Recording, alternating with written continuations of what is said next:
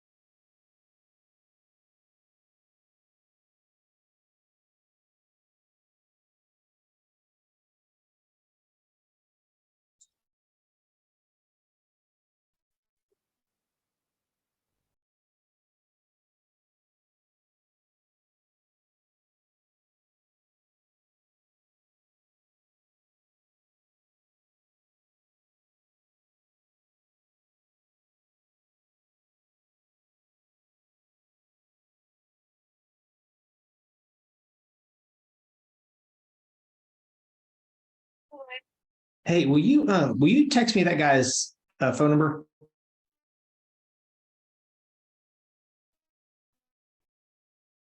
Israel? Thank you.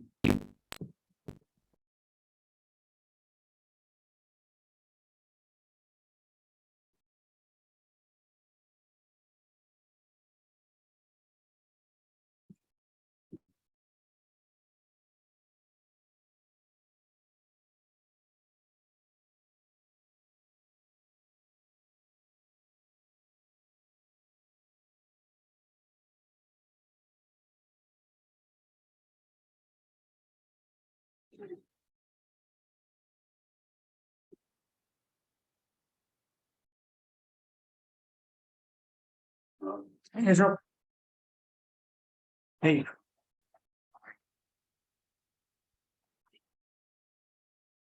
Yeah, so what they said is when you register, it just sends you the link right there.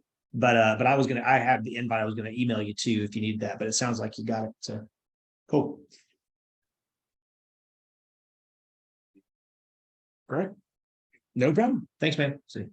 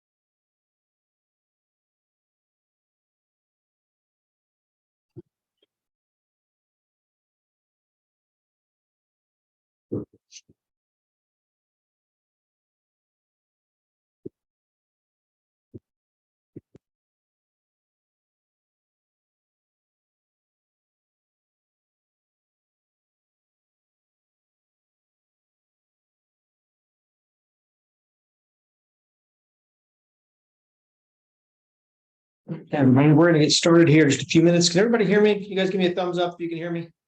Cool, cool. All right, we're gonna get started in just a couple minutes here.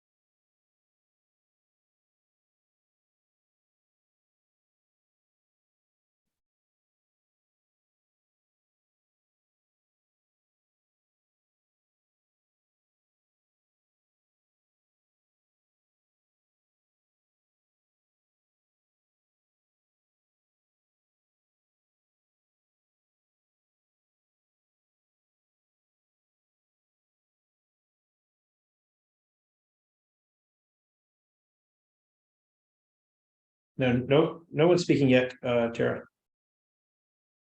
But I'm gonna start now. So, all right. Well, my name is Wes Barclay, and this is FHA Financing 101. And this is a accredited CE course. It's a 3-hour course.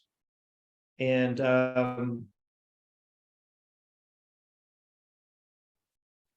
a little bit about myself. I've been in the mortgage industry for 21 years, really. Gosh, right at 22 years now. I was a DE underwriter for 7 years. For those of you who have taken my course before, you know that I talk about it often. And I'm a husband of 16 years and a father of 5. So I have 5 beautiful children, and they range from 14 all the way down to 2. So kind of got a big house full right now. I am a musician, I suppose. So me and my 2 oldest children, we help lead worship for Riverstone Church in Kennesaw. So, but I actually grew up playing drums. I just switched to playing guitar and attempting to sing, maybe about a couple years ago. So, but that's been great. I am a baseball coach. I need to update this. So I do coach a travel baseball team, and I'm actually now the 9th grade boys leader. So the way they do it at our church is you have like a small group, and each grade has a leader, and you just kind of follow them all the way from middle school to till they're done with high school. So now my group is in 9th grade, So gosh, it's been a minute since I've taught this course. But anyway, so that's a little bit about me. I'm going to try to really get into the nuts and bolts of what FHA is, and I really do try to explain the whys, and not just the whats. I think it's important to know the whys so that you can fix the whats, whenever you're dealing with really problems in general, but certainly with mortgages. So we're going to review and become familiar with FHA guidelines. I'm a big believer in FHA guidelines. You'll hear me talk about it a lot this morning or / afternoon. We're going to discuss the recent changes in FHA loan programs. And we're going to explain how FHA loans work on HUD homes, which I think you're going to see a little bit more of in the coming years. So this has kind of been something that you haven't really seen a whole lot of in the past couple of years. And we're going to learn how to set the expectations regarding cash to close and the money needed during the whole mortgage process. So, and we'll go into FHA loans and HUD REOs. So.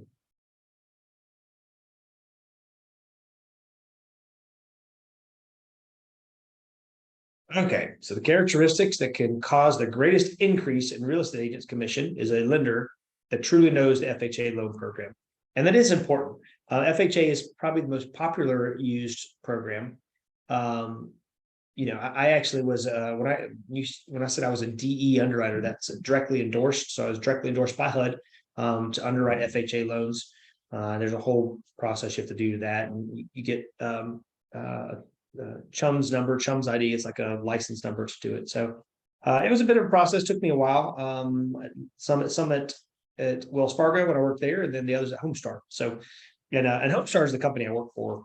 I don't know if I mentioned that, but now I work as a loan originator, and I have my own team here in Kennesaw, Georgia.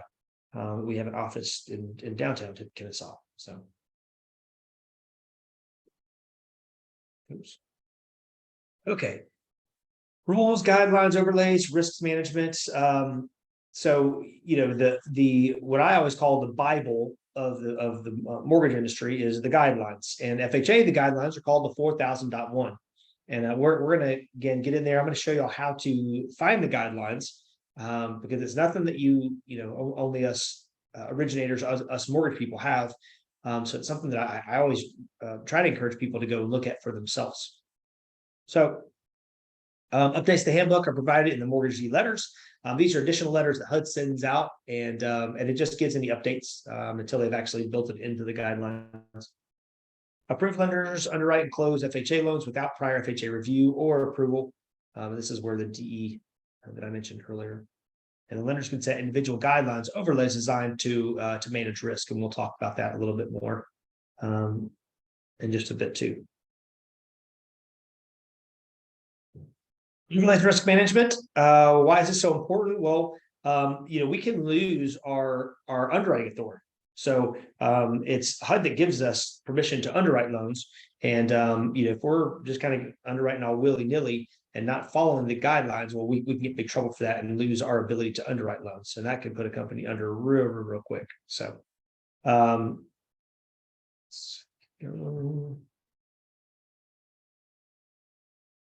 so loan basics, there's a few loan programs: 203B, 203K, 221D, 234C, 245A, and et cetera, et cetera. One that's been pretty big recently that I've actually been advertising a fair amount is the 203H program, which is for areas that are it's 100% financing, and it's a regular FHA loan, but you can it's for areas that have been hit by a presidentially declared natural disaster. So there's a lot of people down in Florida in that Fort Myers area that got crushed by Hurricane Ian. So if your home, whether you're renting or you owned, was damaged during that storm, you could actually get an FHA loan at 100% financing. So it's not a bad gig. Minimum down payment 3.5%, with the exception of obviously some of those niche programs like I just mentioned. It has to be the borrower's own funds, but the borrower's own funds count gift funds. So the gifts are allowed, but it does add layers of risk. So Let me see here. Up to 6% interested party contributions, and then two types of mortgage insurance. So you have your upfront mortgage insurance and your monthly. A lot of people ask me this question. They'll say, "Hey, why an FHA loan over a conventional loan?" And it's right there. That's the big the big reason. So okay.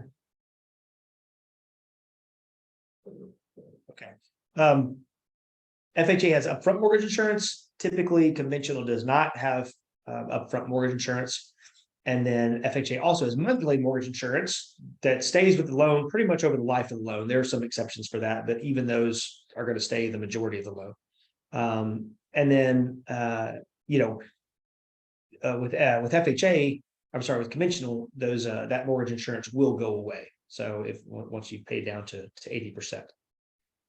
So let's see here. Income must be stable, and this is pretty much for every loan program. Almost every loan program wants a 2-year history of employment, and they always want to make sure that whatever income is going to be used for 3 years is going to be available for at least 3 years. So, just curious, can anybody think of income that would maybe not continue for 3 years? You might want to comment in the chat box. Some income that would not continue for 3 years that you would know, like, hey, this is not going to continue.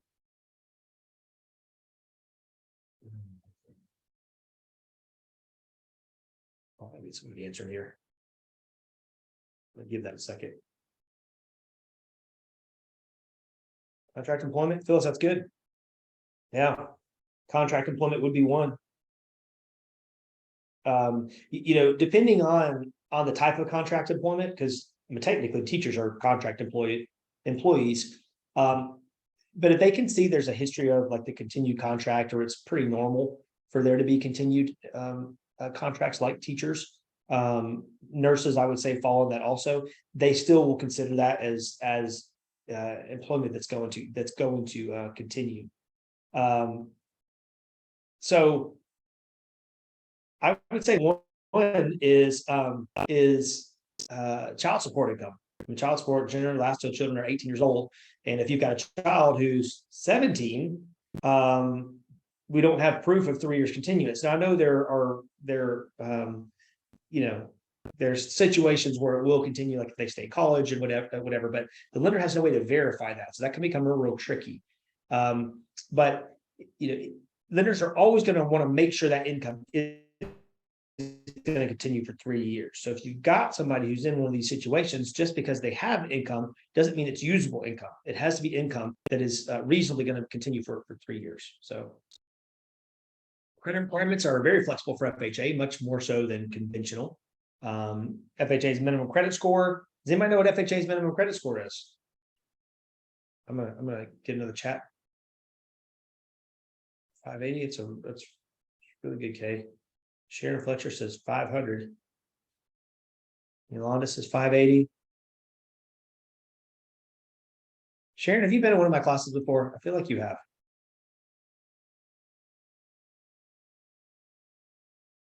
I'm gonna get a couple more. Yes, I knew it. I don't recognize that name. Well, Sharon's correct. It is 500 is actually FHA's minimum score. Now, why have you guys always been told 580 or 560 or 620, sometimes 600? Well, this is back to what I just mentioned in a few slides back, is that lenders have overlays. So just because FHA says, yeah, we'll actually allow to a 500 score, doesn't mean that lenders are going to take that risk. And right now, I don't know a whole lot of lenders that are going under 580. I'm sure there are some out there for FHA, but I don't know of any. In general, a lot of lenders cut off at 600 or even 620, but there's also a lot that'll go down to 580, and we're one of those that will go down to 580. But again, that's a lender overlay. So good. Seasoning requirements. So when they talk about seasoning, they just mean time from. So, or time in between. So for foreclosure, you have to have 3 years from the foreclosure deed date. So that's the date that it actually got recorded. And that's a big difference from just the day they foreclosed. So, but then the question is, okay, well, until when? And meaning, is it till closing? So they just can't close once it's been 3 years and they can close the next day? Well, the answer to that is no, it's the FHA case number. So every FHA loan, lenders do what's called an FHA case number, which is where they go to one of HUD's websites and they go and order and basically register the customer. That gives them an FHA case number. So the day that FHA case number is corrected, there hasn't been 3 years, from the date the foreclosure was recorded until that case number creation date, and then you're good. Same thing for Chapter 7 bankruptcy. So except that it's 2 years, 2 years for a BK, and then a 13, Chapter 13, it's just 1 year from the file date. But there's a couple things there.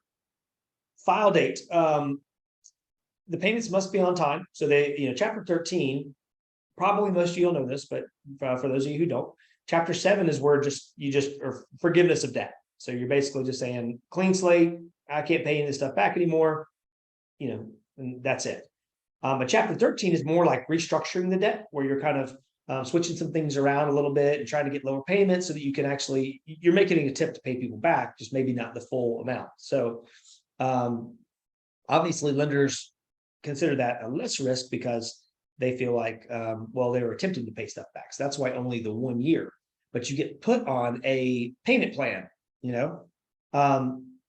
so the payments have to have been made on time and have to have been being made for at least 12 months. They also have to have permission from the trustee.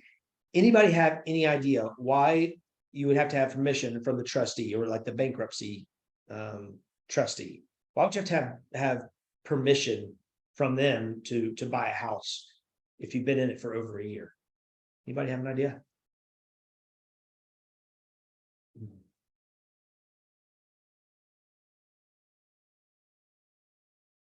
Nobody. You guys gotta wake up. I know it's voting day. I know some of y'all are up there early voting, right? I did my voting thing. Yeah. They gave me a sticker for proof. But okay. Well, the reason is because when you do a Chapter 13 bankruptcy, you're basically telling people that you can't afford to make your payments, but then you're also going to buy a house. I mean, you're basically saying you're struggling financially, but then now you're going to go buy this house. Well, that is something where a trustee a lot of times will say, no, hold on. You already can't pay the amount of monthly obligations you have. How are you going to add more? So there might be some good reasons for that, though. This is where, as a buyer, you would go in and say, hey, yes, I know I'm buying a house and I'm right in the middle of Chapter 13, but this is part of my plan here. I mean, I've got, maybe I was renting before, and my house is, or sorry, the place that I'm renting, they keep raising the rent, and it's kind of a disaster area, and long term I will be saving money on this house. That's when you'll generally get approval. So let's keep going. So for short sale, if there's no mortgage rates, otherwise the same as foreclosure. So no waiting period on a short sale if there's no mortgage rates. Problem is they typically won't let you have short sale unless you are behind on your mortgage. So yeah. Let's keep going.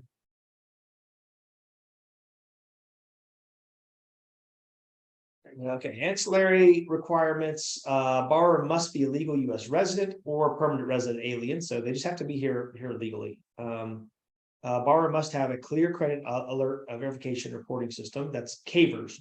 CAVERS does, it basically just tells you or tells a lender if the buyer has any kind of outstanding government debt.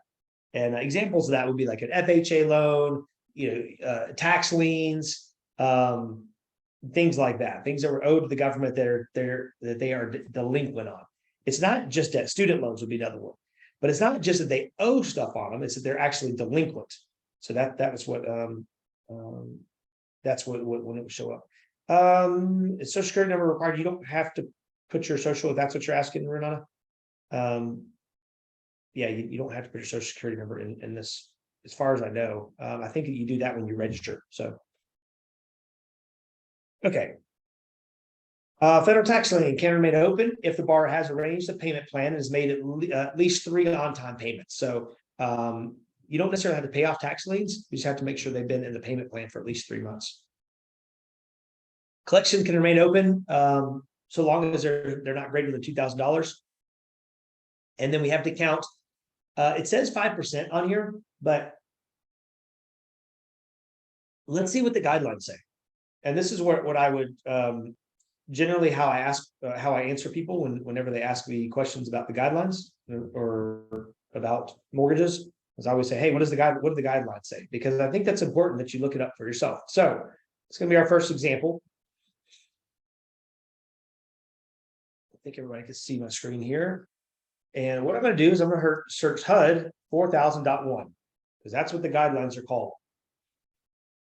And you'll see I don't have to ever type in a password or anything like that.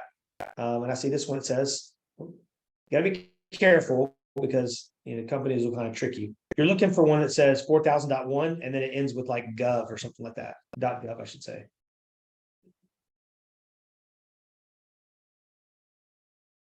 I don't know why I'm having a hard time finding this. Oh, I should have just said 4000.1. It'll probably pop up first thing. HUD.gov right here, 4000.1. And here we go. It says online handbook over here to the right. I want the PDF version just because it's, I don't know, it's easier to search. I feel like. I suppose you could do the online. And then I'm going down here to where it says FHA Single Family Housing Policy Handbook. And here are the guidelines. Now, can everybody see this page? Is everybody following the screen? I want to make sure because I switched screens. Okay. Okay, so now we're in the guidelines. Control F is your friend. I tell people this all the time. But let's look up collections. Oops. So collections comes up a lot of times. Okay, debt collection, offset. Okay. And I'm just gonna I just did a Control F, which is just a find feature. And I'm gonna go down and try to find collections. And it'll be like in one of these subcategories up here. Let me get back here. Okay, keep going down for a second. There's a lot of options here. I probably would have. A lot of times you'll see something that collection. That's not it. I'm just going to keep going. Nope. Here we go. Collection accounts. So see how there's one of these like headings here. Collection account charge off. So let's see what it says. Disputed derogatory credit accounts refer to disputed charge off accounts, disputed collection accounts, and disputed, I'm just going to kind of go through here real quick. And this is talking about disputed accounts. Let's see if it goes into collections here.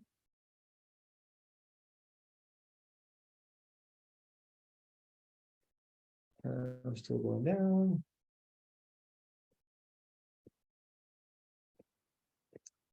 Okay, might have.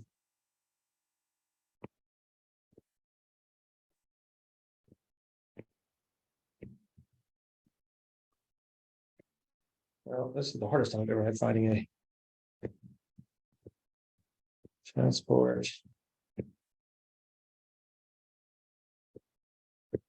Student loans. Okay, let me try hitting down just a little bit more.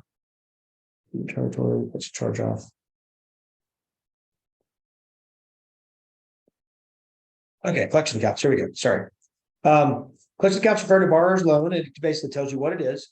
And then it talks about analysis shows cumulative outstanding collection account balance of 2,000 or greater. The mortgagee must. Now, here's where you get into a few things here. And the key is this word or. It's not and words matter. So right here, you've got a few options of things.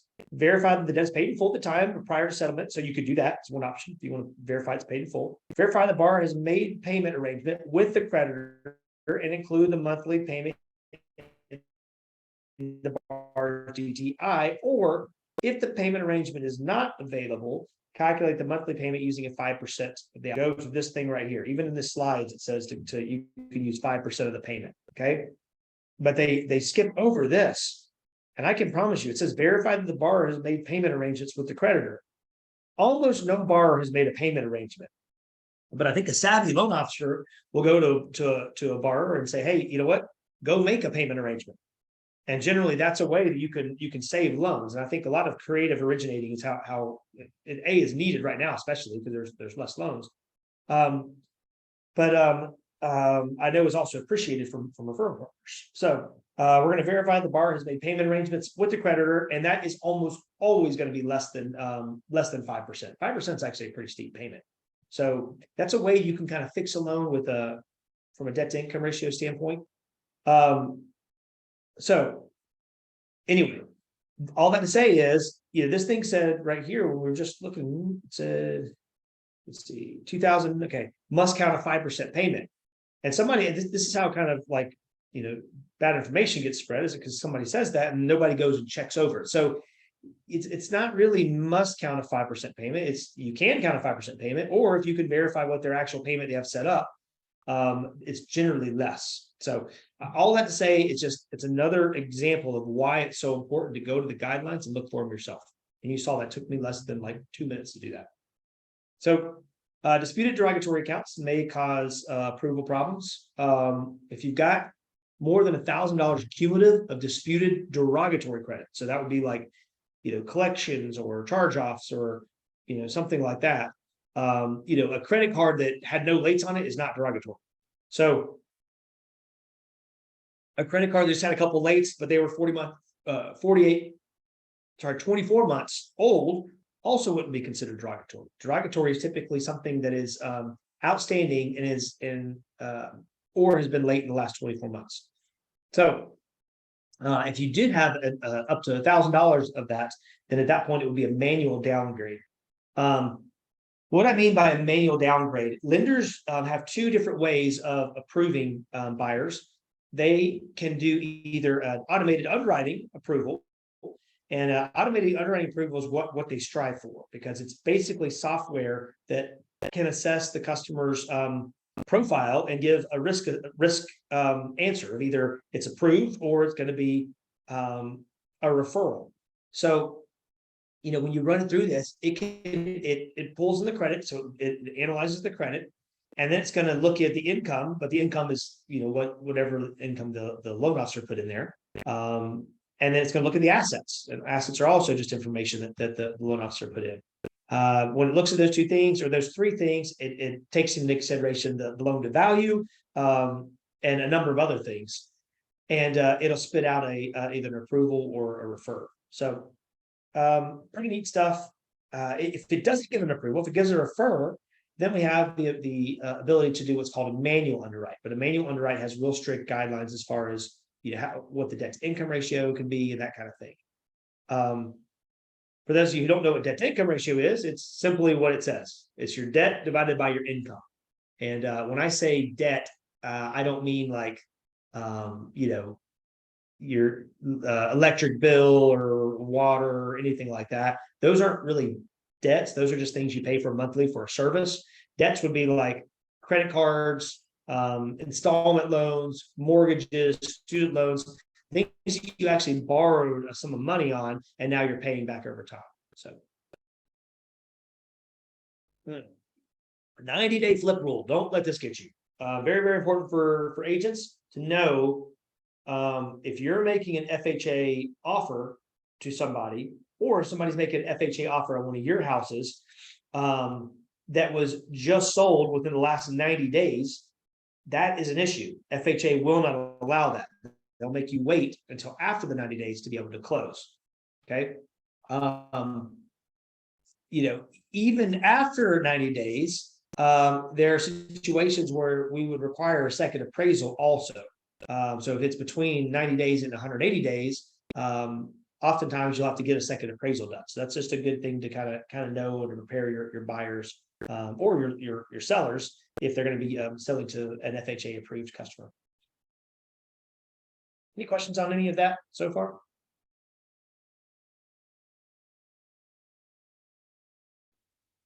Okay, let's move on. So this kind of goes back to what I just talked about. Two ways to get an approval, either automated. If you don't get an automated approval, then we can try to do a manual. It's always a good idea to ask the lender, hey, is this an automated approval or is it a manual approval? Just knowing that automated approval is a little more sure deal than manual approvals. So just a little tip for y'all when you're looking at offers for your listings. So automated approval, what I just talked about before, is the easier way. It's loans approved through FHA Total Mortgage Scorecard. That's just kind of like the criteria that the all those things I mentioned needs to meet. Credit is accepted with no additional review. Rent does not have to be verified. Simplified documentation requirements. Much more aggressive debt to income ratios. That's what DTI stands for. And then reserves are based on the approval. So if the approval doesn't ask for any reserves, we don't have to get any reserves. And just so y'all know what reserves are, that's like your mortgage payment. How many months of your mortgage payment, your proposed mortgage payment, you have left over in your bank after closing. So if you got $10,000 and your mortgage payment was $1,000, well, that's 10 months reserves you have. Let's keep going. Manual underwriting. It's the hard way. So loans are manually reviewed by an FHA certified underwriter. That's somebody with a DE, like what I have. 12 months rental history it has to be verified. If they don't have 12 months of rental history, they can just get a letter from whoever they were living rent free from.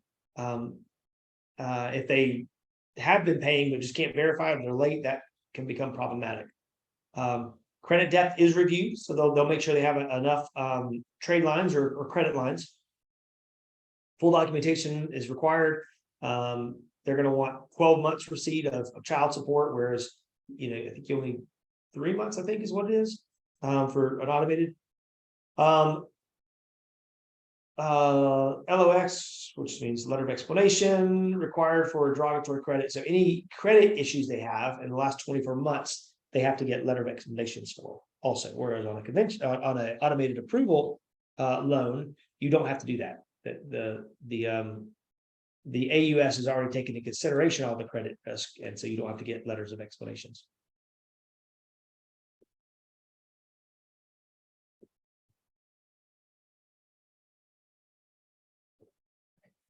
So here's some of the other guidelines for manuals.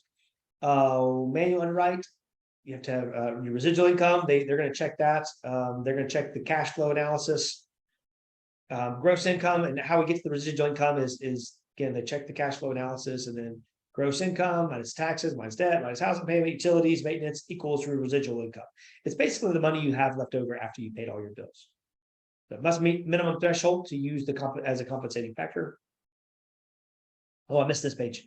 Minimum 1 month reserve is required on a manual underwrite.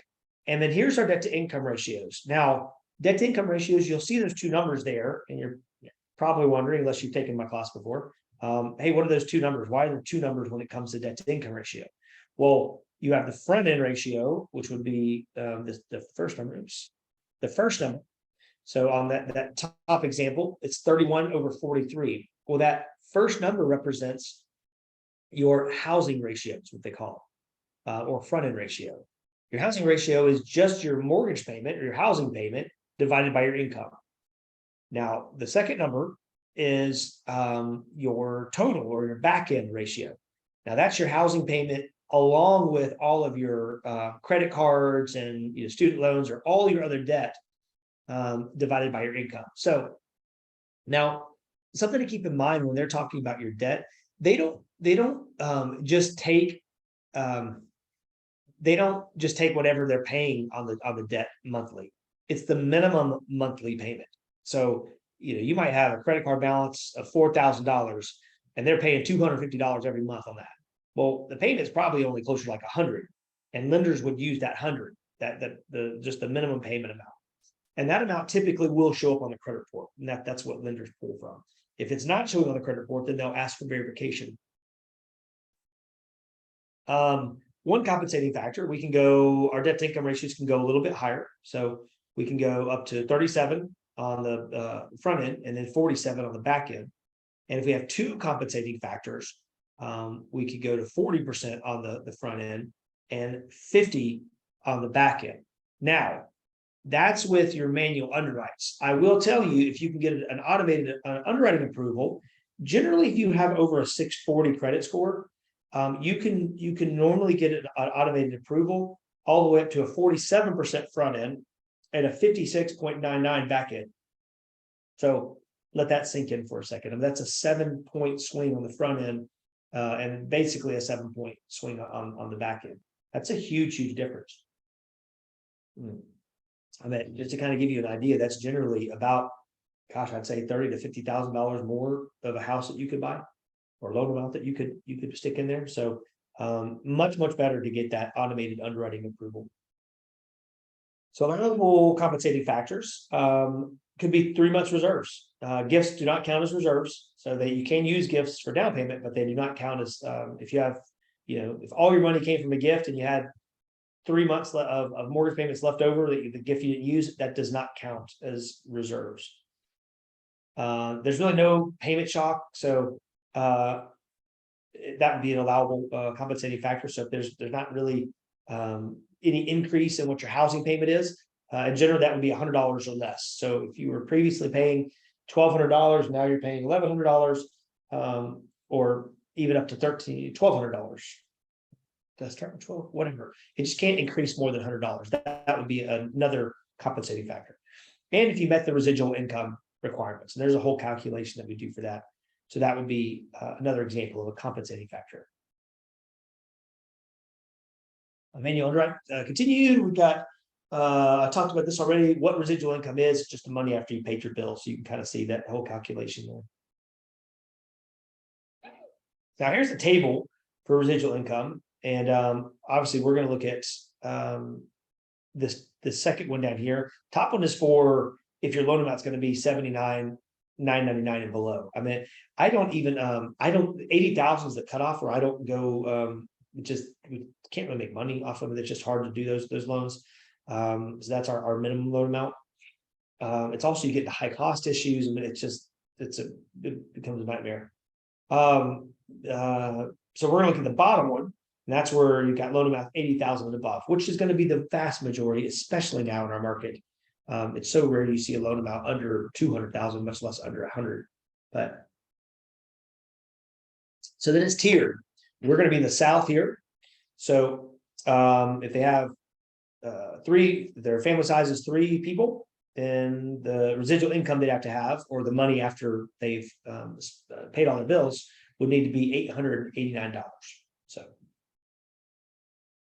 Any questions about residual income?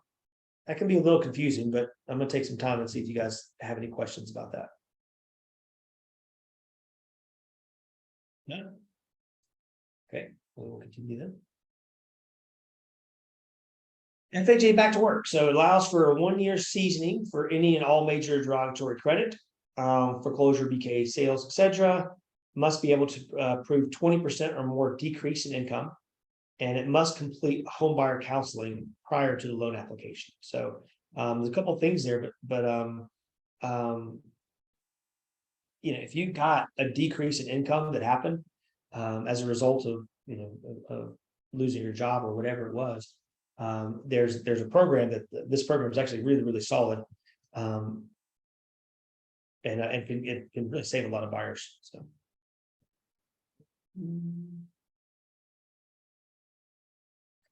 Secondary financing can be provided by government entities, HUD-approved not-for-profit, family members, or private individuals. So the CLTV, which is the combined loan to value, it changed based on the source. So this guideline allows for down payment assistance programs, or DPA, and the DPA guidelines are always more strict than standard FHA. So just because you qualify for a regular FHA loan does not necessarily mean you're going to qualify for a down payment assistance loan. They do have a little more strict. So. Will the lender do pre-approval letters? Yes. So this is something that we do, I mean, every day. My team will probably send out three pre-approvals today. But yeah, so we would look at a customer's credit. Depending on what kind of income they have, if they're self-employment income, I'm going to want to see their income docs, because it's so rare. And I would venture to say no self-employed um, uh, employees, whatever, buyers, none of them know really what they make income wise. They know what they bring in, but they don't know what they like after taxes, what their actual income is. I don't think I've ever had income that self-employed that it was what they said it was. Um, so I would get the income documentation for that. If it was somebody like a teacher, I generally just ask them what their salary is, and then I would send the pre-approval out, because they would have to be bold-faced lying to me in order to in order for that to not be right. I mean, there's not really a whole lot of ways to misinterpret what your income is when you're a salary, an annual salary. So, and then of course we immediately grab the documents, even after sending the pre-approval, we'll go ahead and grab the documents and just kind of shore that thing up to make sure that the income is what it said it was. And if it's not, we would of course reach out to our referral partner and say, hey, look, this one, they actually told us the income was something that it's not. But very rare that would happen. Okay.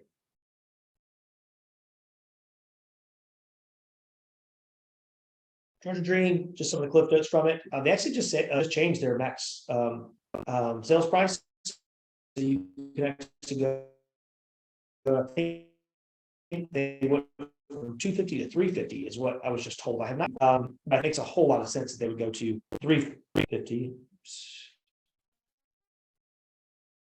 Hold on a second. Okay.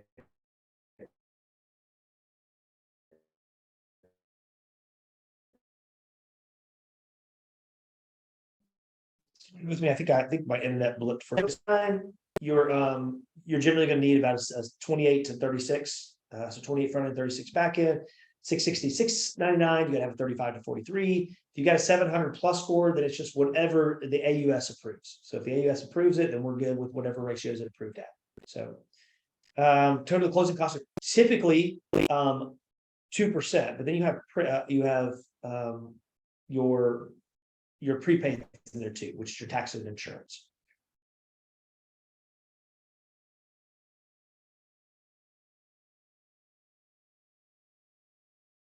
Okay, the appraisal must have FHA case number prior to ordering the appraisal. The appraisal sticks to the property for 4 months via the case number. Property must meet HUD minimum standards. Utilities must be on at the time of inspection. Any deficiencies noted must be corrected prior to the loan receiving FHA mortgage insurance. And then repair escrows are allowed to correct deficiencies. So, any questions right now? I'm going to just stop sharing this just for a second. Take a peek. Give me just 1 second here.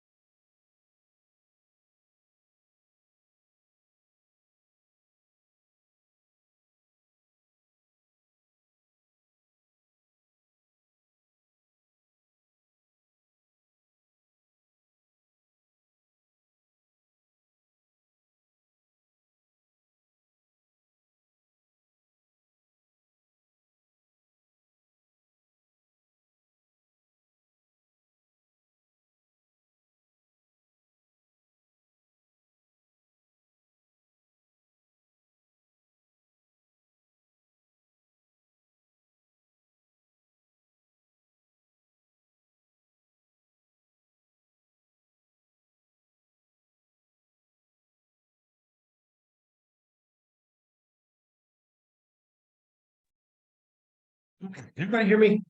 Good thumbs up. If you can hear me. Good, good. Okay. Sorry about that. It's funny. I was just starting to take a break, and then all of a sudden, everything went haywire, and I was getting logged out, and it was fun times. So, but let's continue now.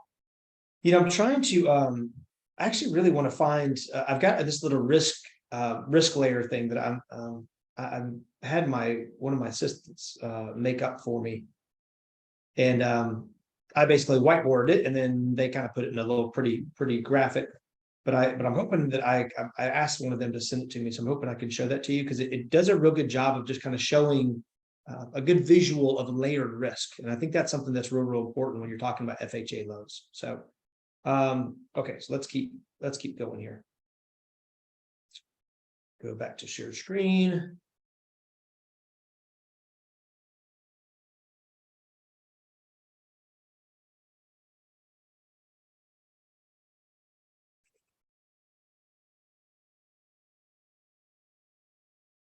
And we're back. Okay. So what we were talking about appraisals before, there's nothing real crazy with appraisals. The main thing is just like I mentioned before, if you got a property that was sold within 90 days of your of the resale, that's an issue for FHA financing. So FHA is going to make you want to wait a little bit for until that 90-day mark is reached. So basic FHA loan structure. The maximum loan amount, it's typically going to be 96.5%, which is just your 100% minus the down payment, which is 3.5%. Appraised value is greater than the sales price or equal to the sales price. Your down payment is going to be 3.5% of the base price. So that's what gets us to our base loan amount. But then FHA has what's called upfront mortgage insurance. And I think most of y'all know that it's 1.75%. You have to put it on every FHA exhibit, so you should know. But 1.75% of the loan amount. Let's just take a $300,000 loan amount times 0.0175, which is 1.75%. That's $5,250. So with a $300,000 loan amount, that would be your base loan amount. You'd also have $5,250, and you add those two up, and that gets your total loan amount. So your total loan amount on that scenario will be $305,250. So I'm going to whiteboard this real quick because I can. They have these nifty little tools here. Let's see here.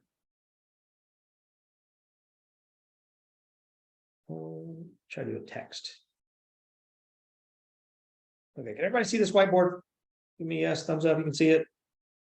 See the whiteboard? Good, good. Okay.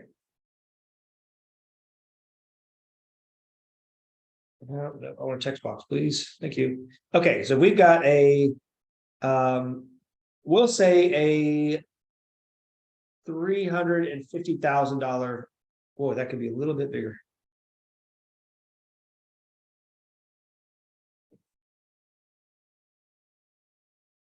Okay. $340,000. Hey, get off there. There we go. Purchase price. Let's drag this out a little bit. Okay. And then we have 3.5% price, 3.5% down payments. That gives us a loan amount, or I should say base loan amount.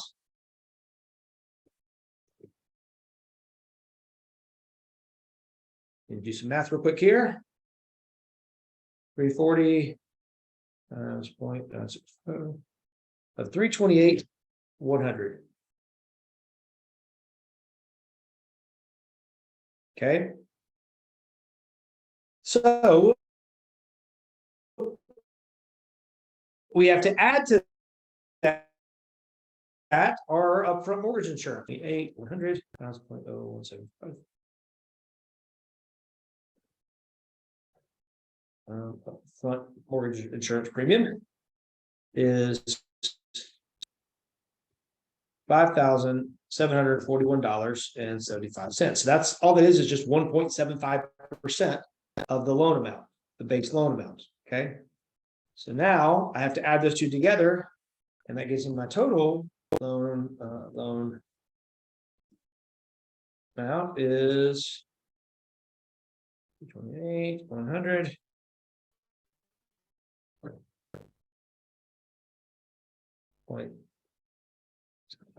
Okay, so your total loan amount is going to be $333,841.75. Does everybody see how I did that? Does anybody have any questions on that?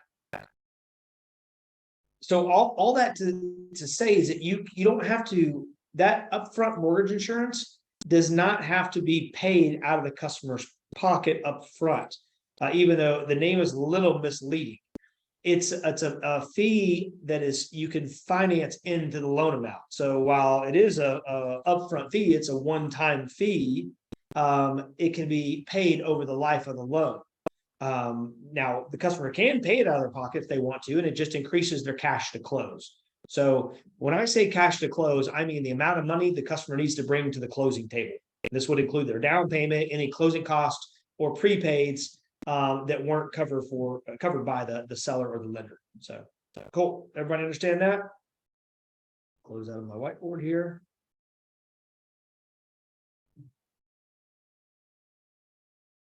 All right, let's go to back to share screen, and there. All right. So that was our total loan amount versus our base loan amount. And this is just another example here. Maximum loan amount standard example. This was kind of outdated a little bit. You know, you see $100,000 sales price. I haven't seen one of those in like 2 years. But $100,000 loan purchase price with an appraised value of $100K. We'll always assume that down payment is 3.5%. That means your base loan amount would be $96,500, and then your upfront mortgage insurance will be 1.75%. Which is $1,688. When you add those together, your total loan amount would be $98,188. So just same math, different scenario. HUD REOs. So anybody know what REO stands for? I'm gonna give you a second in the chat box.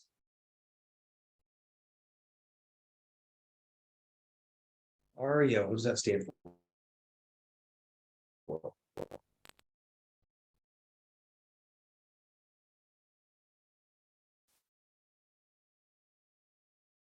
That is incorrect. None of you answered, so I'm going to tell you. Yeah, so REO stands for real estate owned. And in this case, it would be where the lender owns it. So the lender, somebody foreclosed, HUD has to buy it back. Now HUD, this thing is in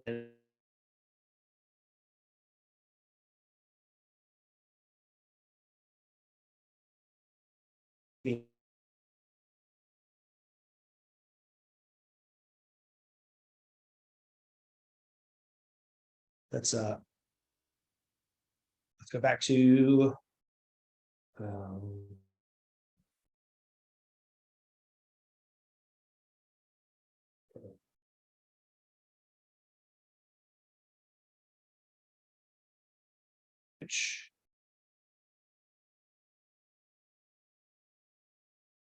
okay, it's good right here. Sorry, my internet blipped again. I'm trying to fix that. Can everybody still hear me? Everybody's good?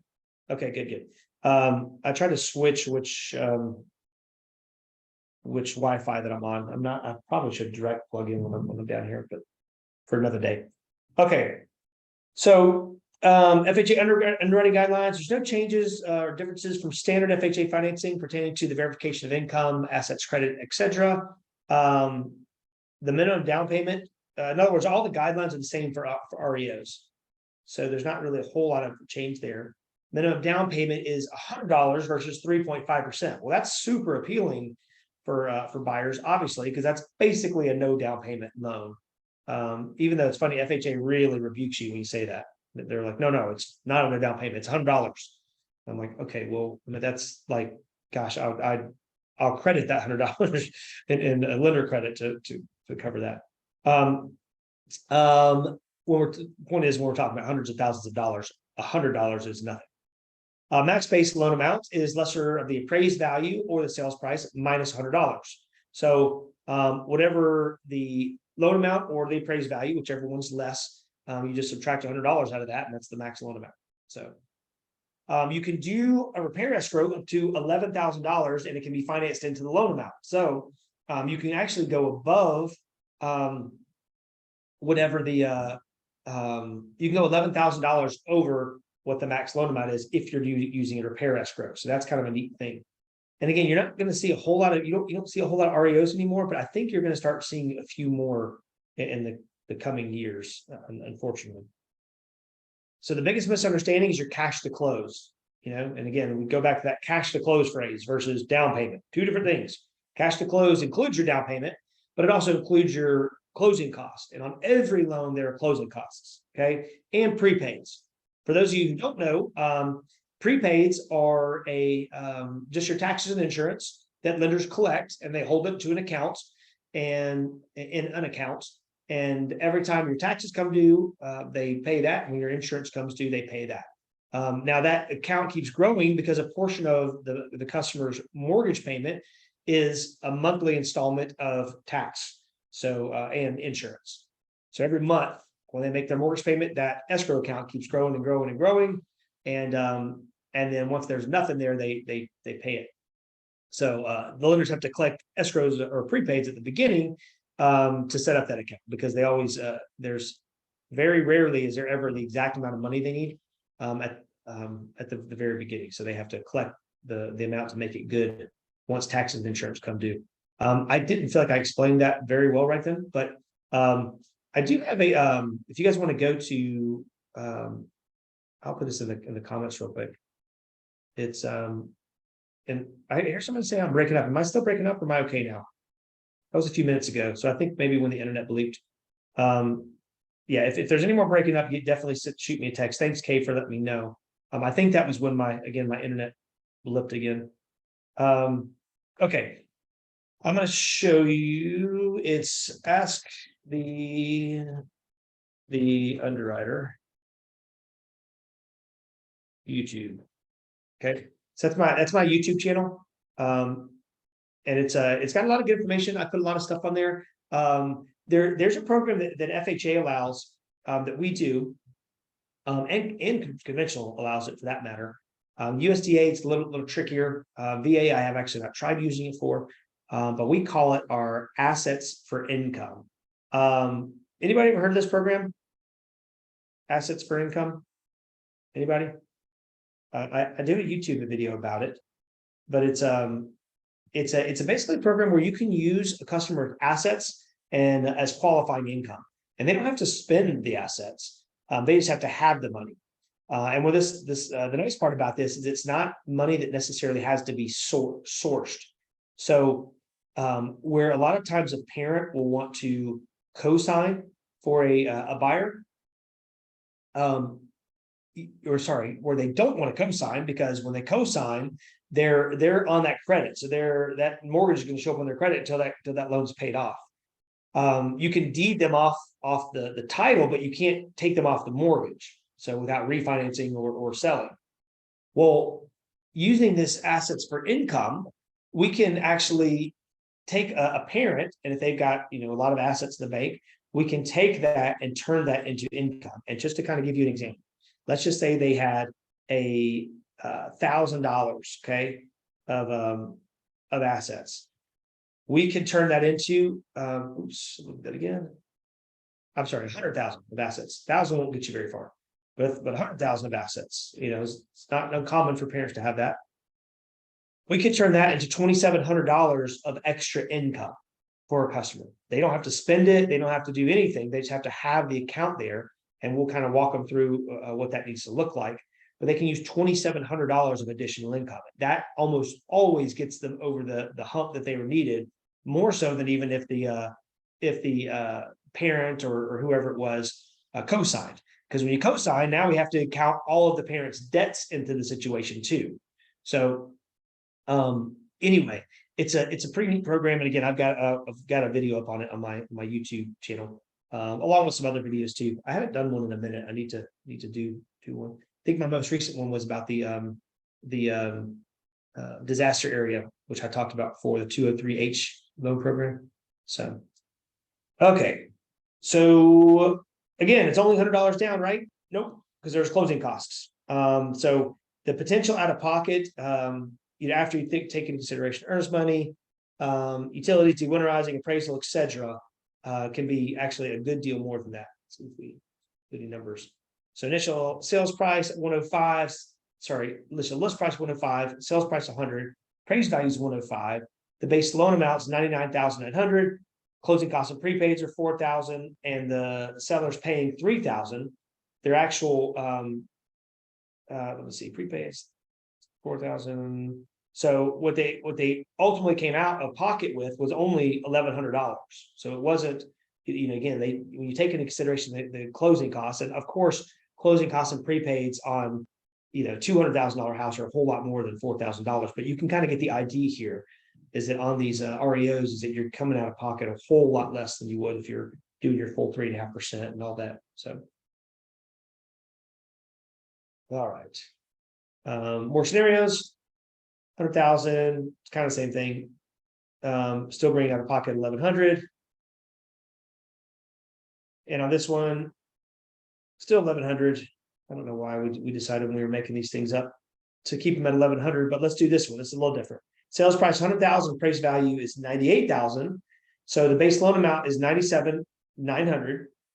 The closing costs of prepaids are 4,000, and the seller paid was 3,000. So the tricky part on this one is the appraised value was less than the sales price. So anytime that's the case, the customer has to come out of pocket for the difference of that, as I'm sure most of you know. So that's why you see the difference of that $2,000 to meet the appraisal, or to make up the difference of the appraised value versus the sales price. And that's why their total cash to close will be $3,100. Okay, so repair escrows, work must be for items that are FHA required.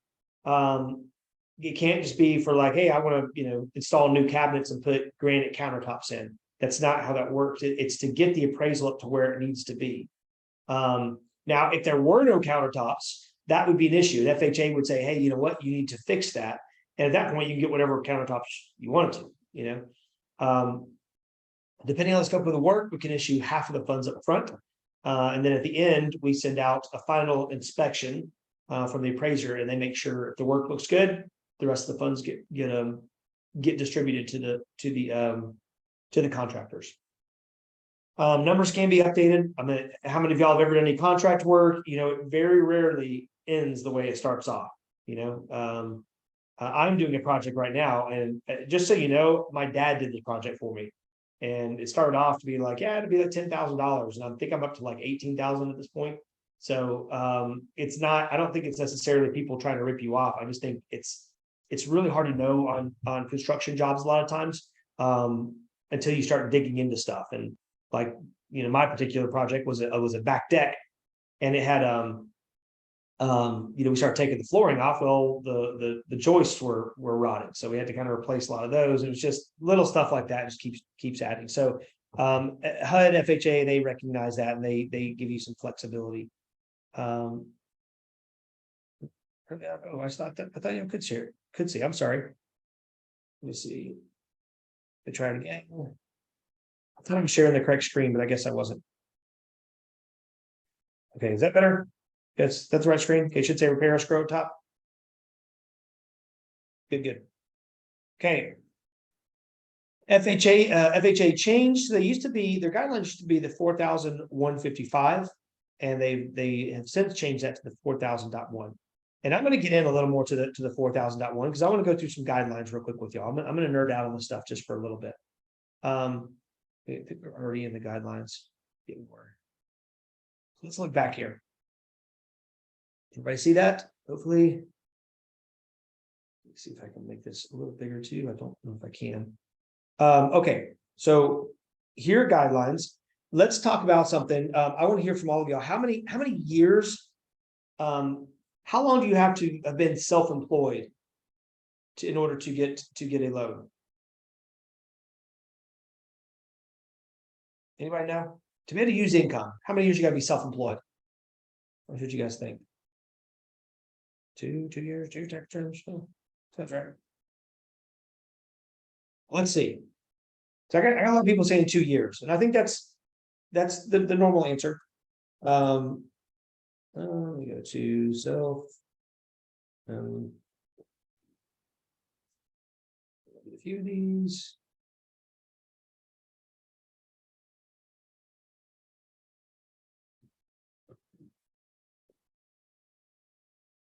Okay.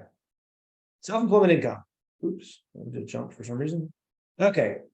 Refers to income. So it always, the way the guidelines do, they always tell you what it is first. Okay, minimum length of self-employment income.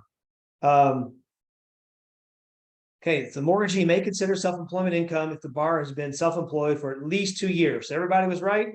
Sounds right? Does that sound right? 2 years? The problem is that people stop reading. So if you go down to the next part, it says, if the borrower has been self-employed between 1 and 2 years, the mortgagee may only consider the income as effective income if the borrower was previously employed in the same line of work in which the borrower is self-employed, or in a related occupation for at least 2 years.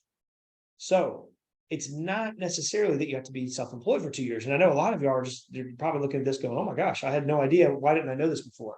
Well, because what happens with guidelines, I always tell people it's kind of like playing the telephone game. Somebody asked somebody who asked somebody, and by the time it got 3 or 4 people in, it had completely changed. And a lot of times people don't know, but when they're asked, instead of just saying, hey, you know what, I don't really know, they don't want to sound stupid, so they just give the answer they think that it is. But as we saw here, self-employment doesn't necessarily have to be earned or have to be earned for 2 years. If you're going, I mean, I had this situation come up the other day. It was a guy who was selling cars. He was buying them and then kind of flipping cars. He made good money, but he only been doing it for a year. But previously he worked for an auto dealer. So, we were able to look at that and say, hey, he's been doing this for 2 years. Let's go in there and make a case for him only having 1 year. So, yeah, so don't let a lender tell you that if there's something that doesn't sit right with you and you feel like, hey, I don't think that's right, don't just take a lender's word for it. Go look it up. And like I said, it's just the 4000.1. You look that up. There'll be a HUD.gov website, and you can find these guidelines. It's called the guideline or manual, the FHA user manual. So let's look at something else here too. Let's look at commission income. I'm sure you guys heard commission income needs to be earned for 2 years also. So let's go here. Commission income, and all I did is just typed it in this search area up here. Borrower earned income for at least 1 year in the same or similar line of work and is reasonably likely to continue. So, and then it goes down here to talk about how you would calculate the income. Either the average commission income earned over the previous 2 years for commission income earned for 2 years, or more, or the length of the time the commission income has been earned. So if they've only been earning it for a year, we can do that, and then we would just divide it by, if it was a year and 6 months, and it'd be 18 months or whatever it is. So again, I know a lot of times that people want to, they've just heard that 2 years and they just kind of assume that, and then you get a commission employee and you're like, oh man, I don't even want to deal with you because you're probably not going to qualify. But there's hope. So let's look up one more thing. Let's look up child support income. I had that asked before, and that was one of the other slides that talked about, the manual underwrite, you have to have 12 months. Well, let's see what you have to have on just a when it says total, that means total scorecard. It means it's an AUS or automated underwriting approval. So required documentation. The mortgagee, let me see, must be able to fully execute it. So they're going to need the divorce decree. Let me see. The mortgagee must document the voluntary payment agreement with 12 months. So let's see, when using a final divorce decree, legal separation agreement, or court order, the mortgagee must obtain evidence of receipt using deposits and bank statements, canceled checks, or documentation from the child support agency for the most recent 3 months. So I was right earlier when I said, I think I said 3 months earlier. So if it's court order, you just have to have 3 months proof of receipt. Now, if it's voluntary payments and not court ordered, a lot of times people will be like, oh, it's not court ordered, you can't use that income. Well, that's not true. And the proof of that is right here. The mortgagee is just the lender, by the way. Mortgagee must document the voluntary payment agreement with 12 months of canceled checks, deposit slips, or tax returns. So, and that's or, big deal there, or not and. So 12 months of canceled checks, we've got that, bam, let's go. And we can use that income. And generally what they're going to do is they're going to average that. Because a lot of times when it's voluntary, it'll be like 500 this month, 1,000 next month, and it's kind of varying amounts. So the lenders will just average that. So anything else in the guidelines you guys have ever wondered about? Like I had a lender asked me this one time, and I don't know, and just didn't sound right. Anybody got anything? I can look it up right now. I'll give you a second to punch that in. Nobody. All right, then we will move on. Ooh, we're actually running out of slides here. It'll be okay. All right, insert.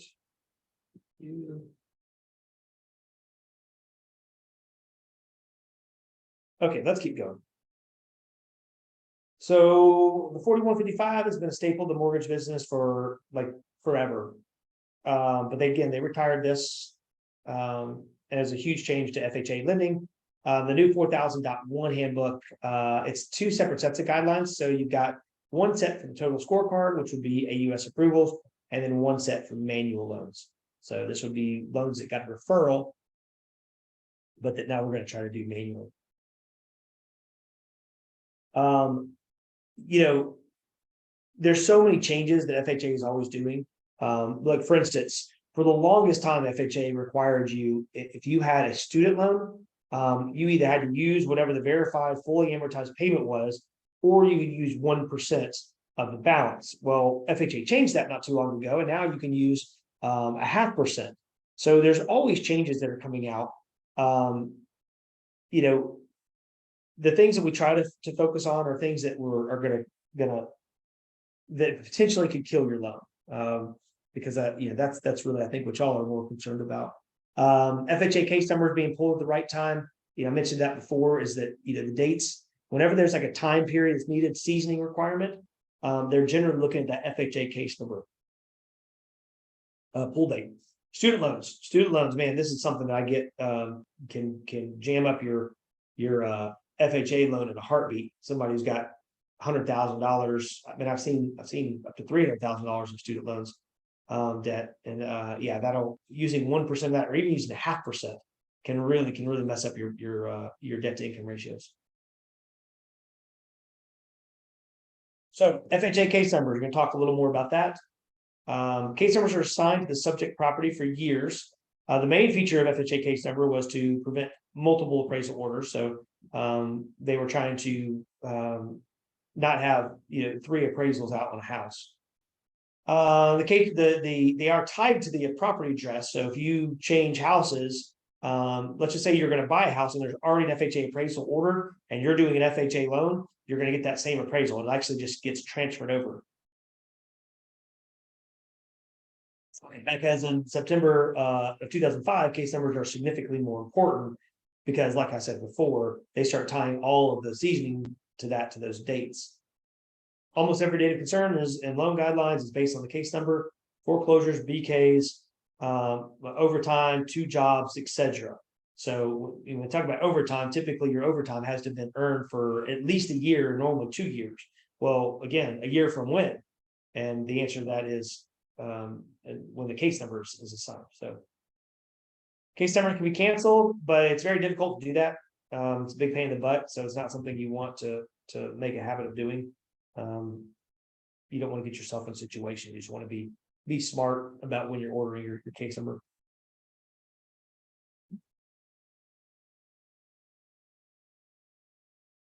Okay, so the old rule, and this is actually, I need to update this. I'm going to change this real quick. We'll go back.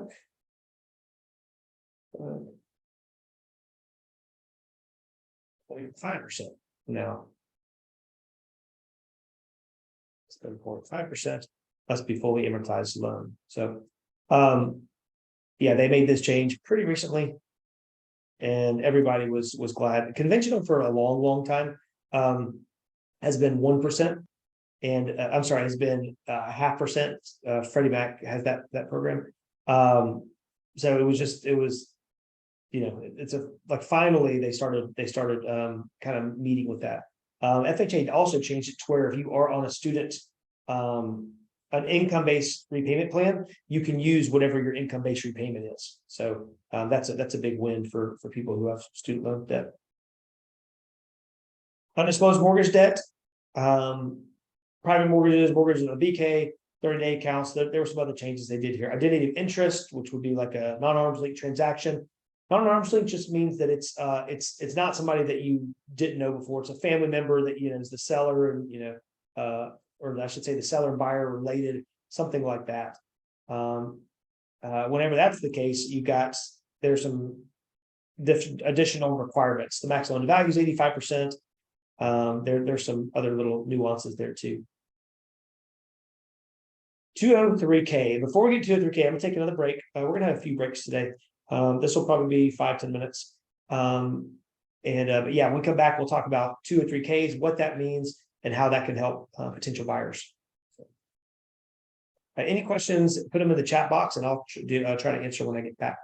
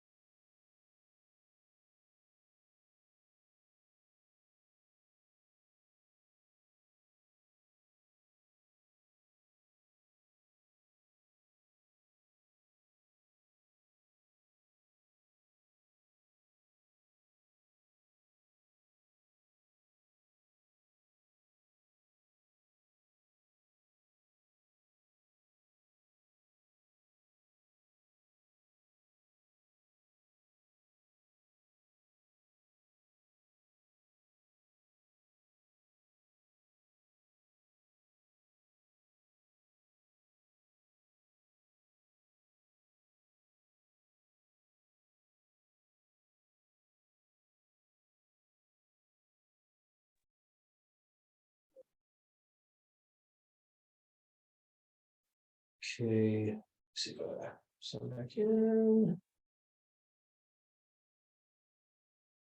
Okay.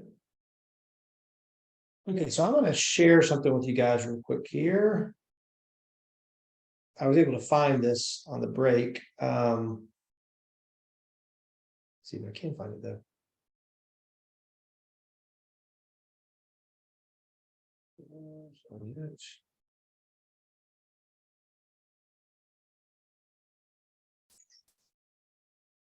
Oh, just 1 second.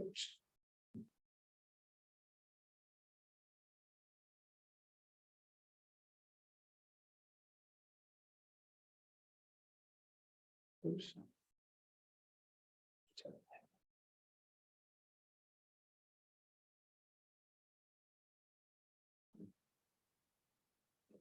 Okay.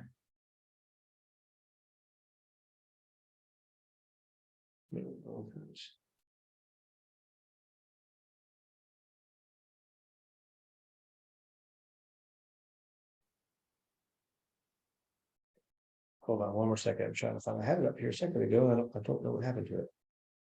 Which one it was. There it is.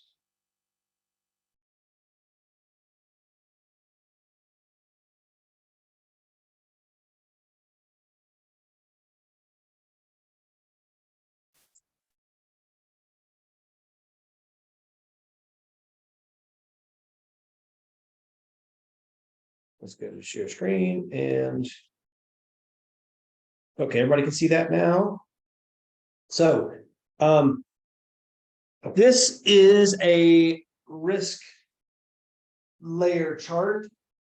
And I like this because it gives a real good visual of what lenders are looking at. So when I was training one of my people,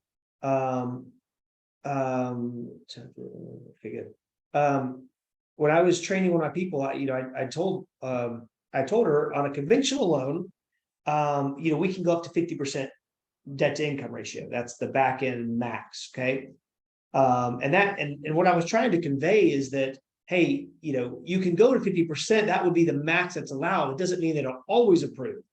Well, she was trying to run it through automated underwriting, and she kept saying, hey, I can't get this thing approved, but the debt to income ratios are good. And so when I started looking at the loan, the debt to income ratios were like 49%. So yes, they were under the 50, but there were other layered things. So I'd also told her, like, look, typically a 680 score, you can normally get that approved unconventional. It just depends if they've got, that's under that, you're starting to get into FHA territory. Sometimes under 700, and even sometimes under 720. So she was looking at that going, okay, well, Wes told me the guy had a 700 score, 701. They were putting 5% down. Their back end ratio was 49. There were no reserves. So technically all that met things that can get approved for conventional. And FHA is the same way, by the way, they just have their own criteria. But they were all in this high risk area. You can kind of see these yellows. These are kind of some of the higher risk. Notice the more money you put down, the lower the risk that it becomes. The higher your credit score is, the lower the risk. Well, when you start getting layered risk, your automated underwriting won't approve it. So just because this person, they had a 700 score, but you see that's almost the highest risk that's possible. They were only putting 5% down. Their debt to income ratio was in that 50% range. They had no reserves. So, if you've got a customer like that, you've got to get a couple of these things up in the green. So you either need that back end ratio to be at 35%, maybe up in this area, or I should say, have 6 months reserves, or if they're putting more money down, maybe 85%, they're putting 25% down, 15, I'm sorry. They're putting 15% down, and they've got a 700 score and a 50 ratio. That starts kind of making more sense. You're probably going to get an approval there, but you have to have, looking at this, you have to have some greens to offset any yellows or reds. That's really the best way. And I think this gives a good visual on that, where you can see it. And in general, these are the risk factors that lenders are looking at. There are some other things too. like occupancy type. Now you're not going to see occupancy type on FHA because you can't do investment property. Occupancy type just means, are they going to occupy the place, or is it going to be investment property? Yeah, all that stuff. So let me see. I got some chats in there. Just people putting in. Okay. So this again just gives a good visual, so you can see, hey, you know, just because you technically are, all four of those are underneath the maximum that it's allowed, doesn't mean that it's automatic approval. You start getting to layer the risk, and you won't get approvals through the automated underwriting. So, any questions about that? Like I said, there are some other factors. Like again, occupancy is one. Time on job in a very lesser level. You know, if they've been on a job for 5 days, well, that can add some risk, but that's normally not as big of a deal. And normally, when they've changed jobs because they're moving up, and that actually is looked upon favorably from an FHA standpoint. I'm trying to think of other things that would apply. I said reserves. I mean, that's really just these four things. That's really the things that lenders are looking at. So, all right. If there's no questions, we'll move past that. Again, I thought that was a good visual though, so you can see, and I think it was helpful to Abby, my loan officer. Abby is bilingual. She speaks Spanish too, so she helps a lot of our customers. So it was like super important that they grasp these things.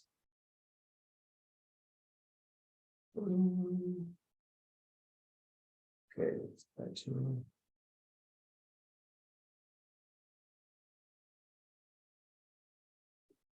okay.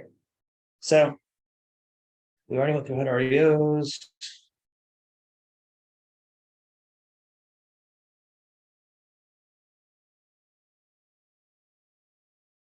Repair escrows. Sorry, we're at 203Ks. Before we get into 203Ks, does anybody know what the max FHA the loan limit is? Anybody want to comment? Put something in the chat box here. What's the max allowed loan amount on FHA?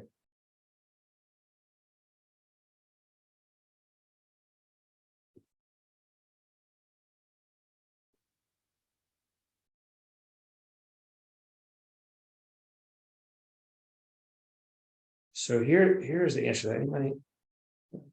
450K, 250, 970,000, no max. Yeah, so the answer is actually, it's kind of a trick question. It fluctuates. So probably in your area, maybe some of y'all are right. But the way you can find that out is you can go to FHA Loan Limits. And this is another FHA website. Remember, always going to look for the HUD.gov one, because the other ones are just going to be advertisements. You'll end up doing like a Rocket Mortgage or something if you click on one of these. So, yes, George got it correct. It depends on the county and the state. So that is correct. So what we're going to do here, FHA mortgage limits right here, search. So, I mean, all I did is just search. I found the HUD one and then clicked on this little thing. Okay. So, first thing you're going to do is put in the state. Georgia. Does anybody got any states or any counties they want to look at? I'll start off with Cobb, because that's where I live. Probably a lot of y'all from the Cobb County area too. All right. So, max, it's going to be for the single family, 471,500 for a Cobb County. All right. Anybody have another county they want to look at? You want to look at what your own county is for FHA? Man, I remember back in the day, and not to like date myself too much here, but when my older brother bought a house like years ago, I had just started the mortgage industry, and he was so excited because FHA just raised their loan limits, so now he could do an FHA loan for his $250,000 house.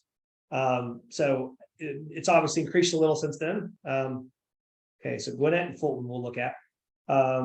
We've almost doubled that since then. So it's kind of neat. and it'll continue as its home prices goes up, it tries to go to where it meets that. Okay, so let's look at Gwinnett. I do a lot of business in Gwinnett. That'll be a good one. So Gwinnett's the same as Cobb, 471,500. Let's look up at Fulton. And you'll notice it's different if you have multiple units. So FHA, you can do multiple units. But for 3 units, 729,000. For 4 unit, 906,000. So what else we want to look at? Fulton. I would think Fulton would be more. Let's see. No, still 471.5. And then the cab, I think, is one that we missed. Cab. You guys are going to see this and be like, man, look, he tricked us. It's all 471.5. I swear there are counties that are not. I think of Winder. I think Winder's different. I don't remember what. Winder. Should have said Winder, Georgia.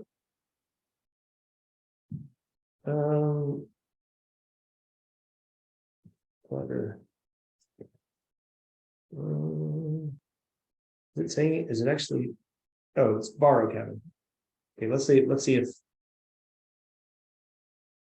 that's a little less.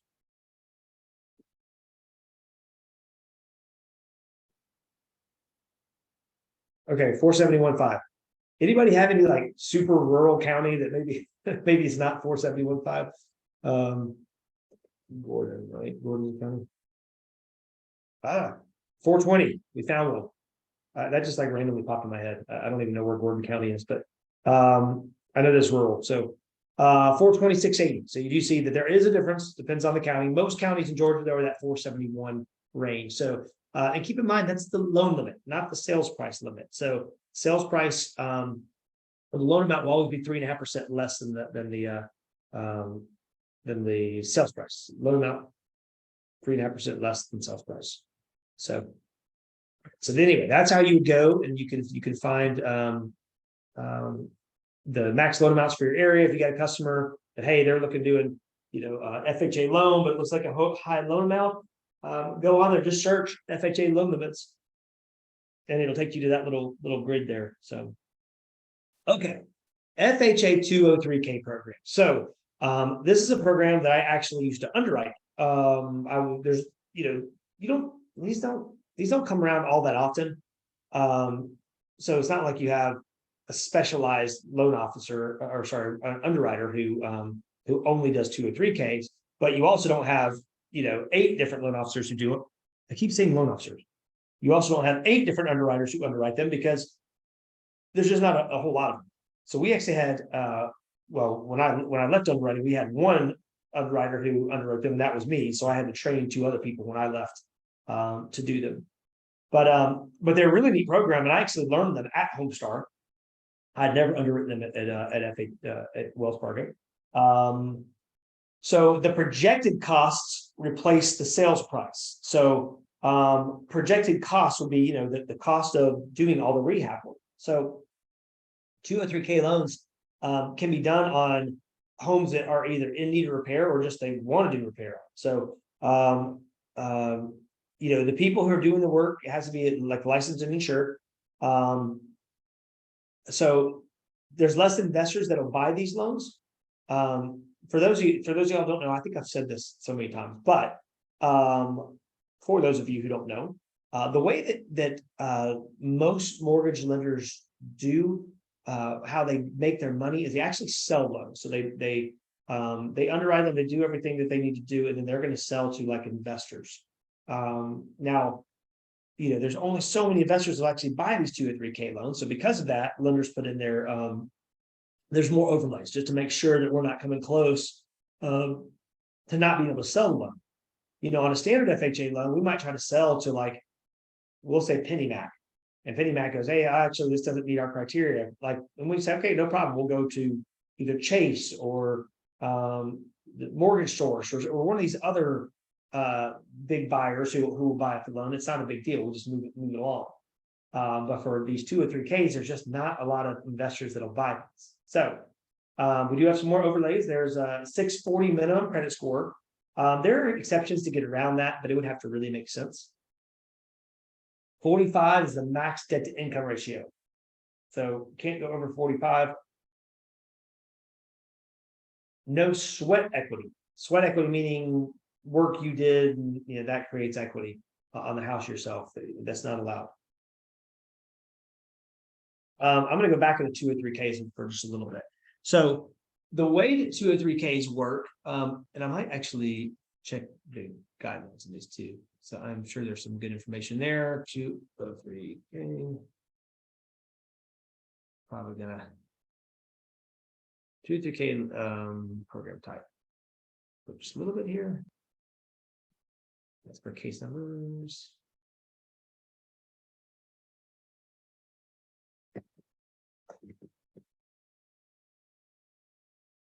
Oh, there we go. Hit a bunch of them there. Program products. Okay, so this is going to be page 389. Let's see if I can find that. Oops, went too far.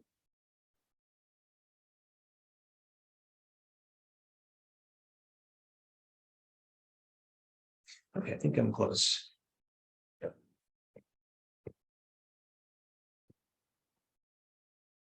387. Okay, 203K. So again, we're in the guidelines here.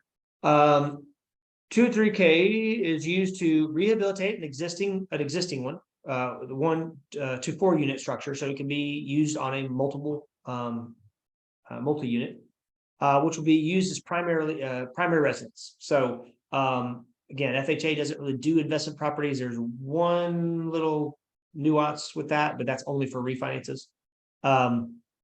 So you could either do that, or you could rehabilitate such a structure and refinance outstanding indebtedness on the structure and the real property on which the structure is located. You could purchase and rehabilitate a structure and purchase a real property on which the structure is located. Or you could rehabilitate the interior space of an eligible condo unit, including any areas that are the responsibility of the condo association. So that's where these 203K loans apply to. There are two types. There's a standard and a limited. The minimum repair cost for a standard is $5,000, and the use of a consultant is required. So a consultant is a person who basically, we're going to get to energy efficient mortgages in just a second, but energy efficient homes have what's called a HERS, home energy repair rating specialist. That's what it is. And what they do is they basically facilitate everything. They kind of help put everything together. So on a standard one, there's a whole lot of stuff going on. So again, the minimum repair cost is $5,000. And generally, I'm going to jump down for a second. You've got your limited 203Ks, and your limited 203Ks. Well, that's for that it can't exceed 35,000. They're a lot easier to do. So typically, your standard 203K is going to be at least over $35,000 of repairs. Well, that's starting to get in some pretty a lot of remodeling. Okay, so this consultant will help. Will help to kind of facilitate everything. They'll get all the contractors, all the rest of that stuff.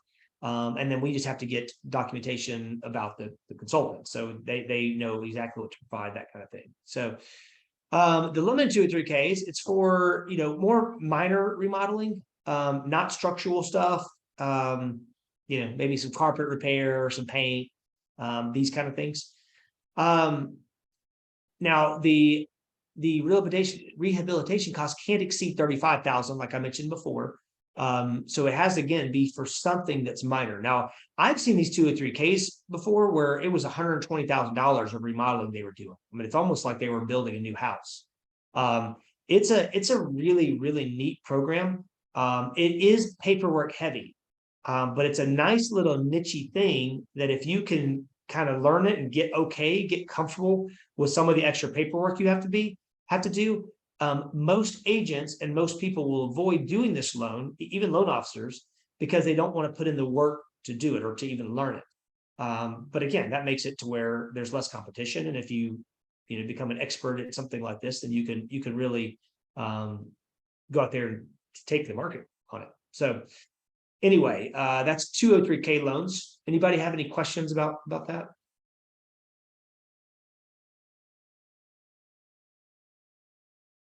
Okay, then I will move on.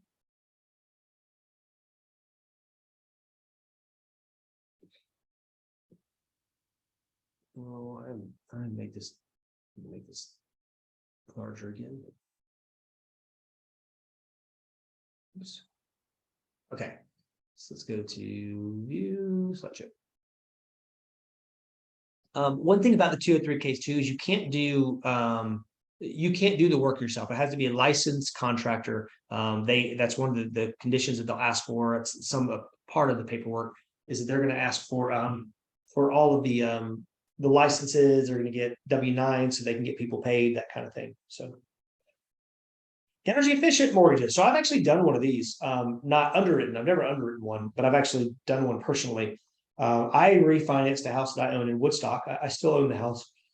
This would have been back, gosh, in 2000. What was that? Probably 2008, I think. Maybe 2009. Yeah, 2009 probably is when it was. But basically what I did is I refinanced it, and then I had a HERS specialist. This is the person that home energy repair or rating specialist came out, and they basically have to make sure that whatever energy efficient repairs they're doing, will save you money, will offset the cost of it within a 10-year period. I believe it could be 5 years. But anyway, it's a really, really, I need to go past that. It's a really, really neat program. And I'll just tell you kind of what my experience was. So,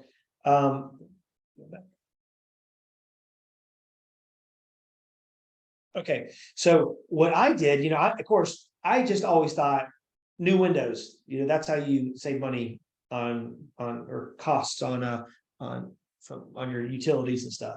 I thought that's actually not a huge savings there. So where most of the savings comes is insulating the attic. That was a big one. They dumped a bunch of insulation down there. They redid the ductwork. So that was a big one where you're getting better flow. And then the last thing was obviously just new HVAC. So I got a new HVAC system in it.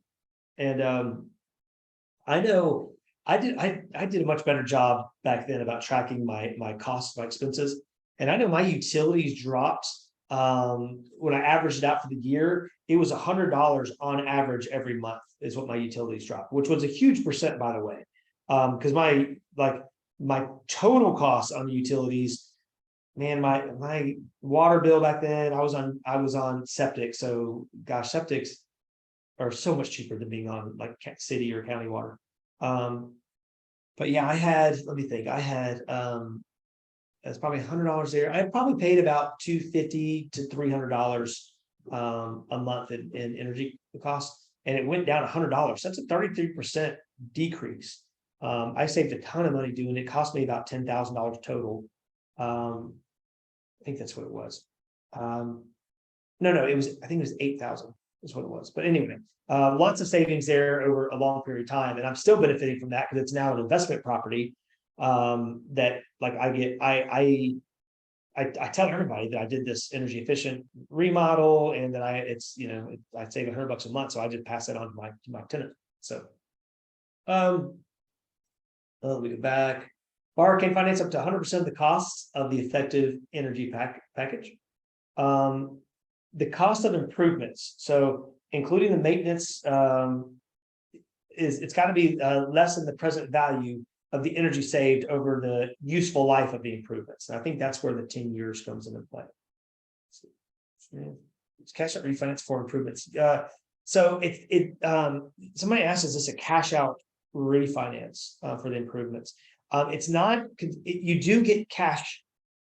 You do refinance it, so you include it into your refinance, but it's not an actual cash out. It's not considered a cash out loan because it's all going back into the house. So, yeah, that's a very good question, actually. And this can be used for a purchase too, by the way. I just happened to do mine as a refinance because I already owned the house. And, we used to send out that there was a disclosure, an REO disclosure or energy efficient disclosure. And, I had this in every loan. I was a processor back then at the time. And every one of the loans, I always had one of those, make sure they were signed because Wells Fargo required it. And yeah, started thinking, I've never actually even bothered to read this form. Like all the other forms, I kind of was real familiar with from doing it from being in mortgages for a long time. But I read it and I was like, oh my goodness, I didn't even know you could do this. So kind of had that aha moment where I thought, you know what, I need to do this on my own house, and never regretted it. I was always very happy. Um, let me see, borrower can finance 100% cost. We already talked about that. Borrower does not have to qualify for additional financing or provide additional down payment. So there's no additional qualifying there. And then this is what I talked about before, the home energy rating system. HERS. Now, it was called a specialist. I wonder if that's a typo. It was a home energy ratings specialist, is the person that comes out to do the they like again have a whole system. They have like these meters, and they can track how much money you're going to save. Our fronting fees charged again. Can you elaborate on that a little bit? Like, yes, are the front end fees charged again? Do you mean the upfront mortgage insurance? Is that what you're asking? Oops.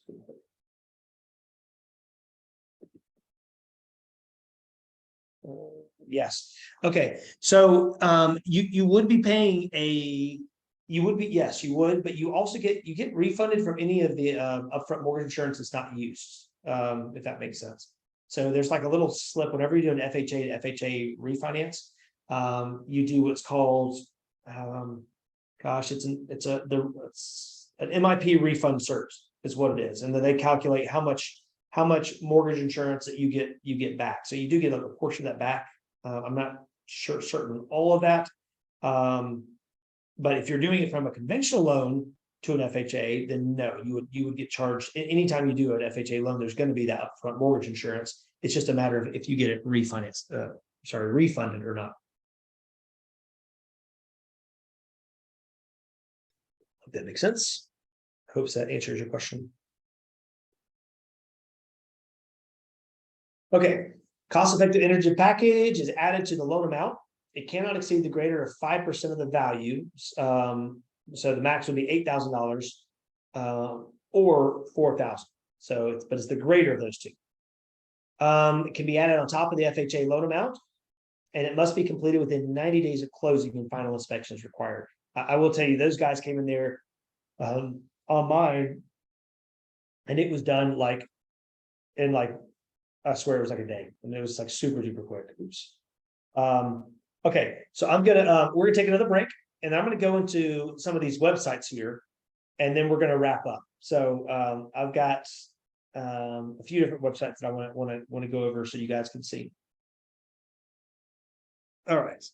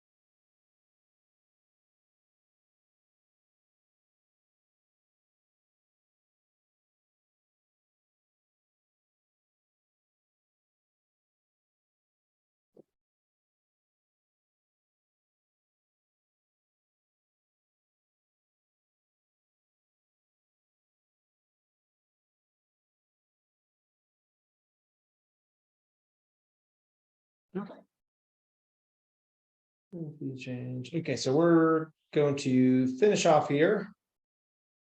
I want to hit a couple of websites that are pertinent to FHA.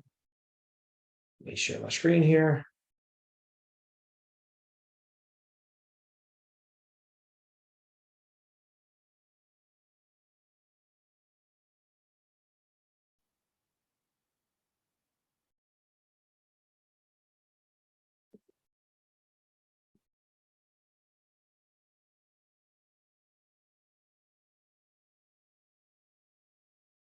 Okay, so the HUDHomestore.com. We talked about these REOs.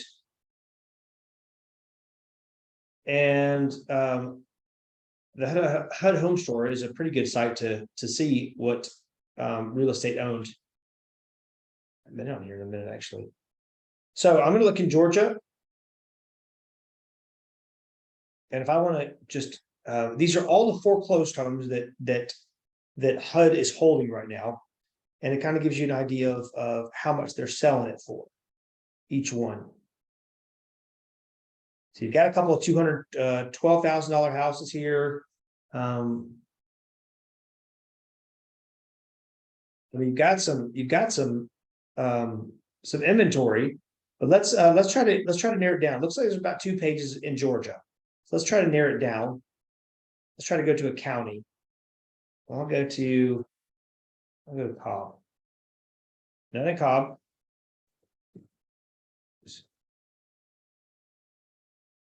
Gwinnett. Not seeing any Gwinnett. I go to Fulton. Not seeing either. So let me just delete this and go back to the search.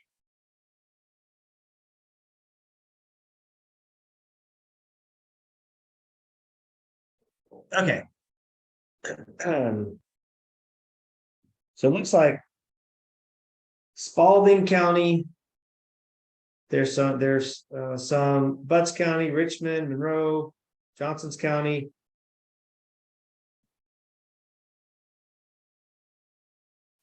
You guys can kind of see this. And again, there's about 2 pages.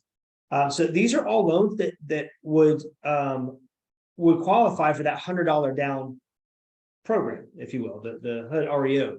So this is a pretty valuable website that I think that probably makes a lot of sense to be looking on periodically, especially if your customers don't mind, you going through a HUD REO program.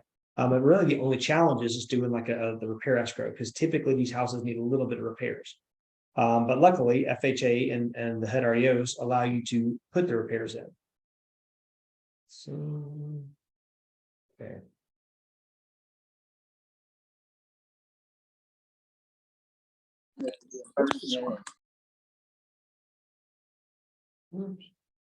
Okay. So let's go to our next site. Hold on. I do want to go through income, and this is actually from a different clip, but I want to go through some of the income documents that FHA requires. Okay, so typically, so for your standard borrower, FHA is going to want 2 years W-2s, and they're going to want fairly commission, bonus, all these things. Now, obviously, even if they weren't commissioned for 2 years, they're still going to want 2 years W-2s. Now, it just would be from a previous job that they'd have the W-2s. FHA is real big on work history. So one thing that FHA is more sensitive than conventional is if you've got somebody who left the workforce for a while. So you've got somebody who maybe it's somebody who had a baby and they took some maternity and just kind of decided to be a parent, whether that's a mom or dad or whoever. They decided to do that full time, and now their kids have grown and they want to get back into the workforce.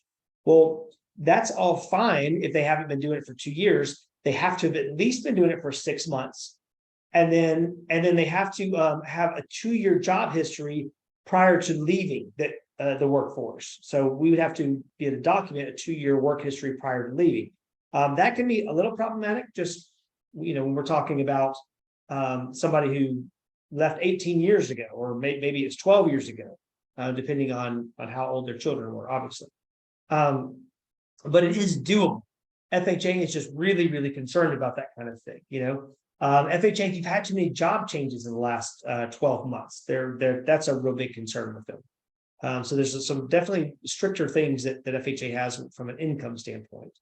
But in general, we're going to want 2 years most recent W-2s. We're going to want a month worth of pay stubs. So if they're paid weekly, you're going to get 4. If they're paid semi-monthly, you would get 2. For self-employment, it says must provide the Schedule C if that's the kind of self-employment they are.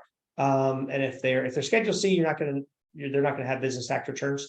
But if they're Schedule E, they're either S corp or a partnership. Those are going to need business returns along with K1s. A couple things about the well and septic for FHA. A septic letter is required if the property is currently vacant. So that's something to keep an eye on.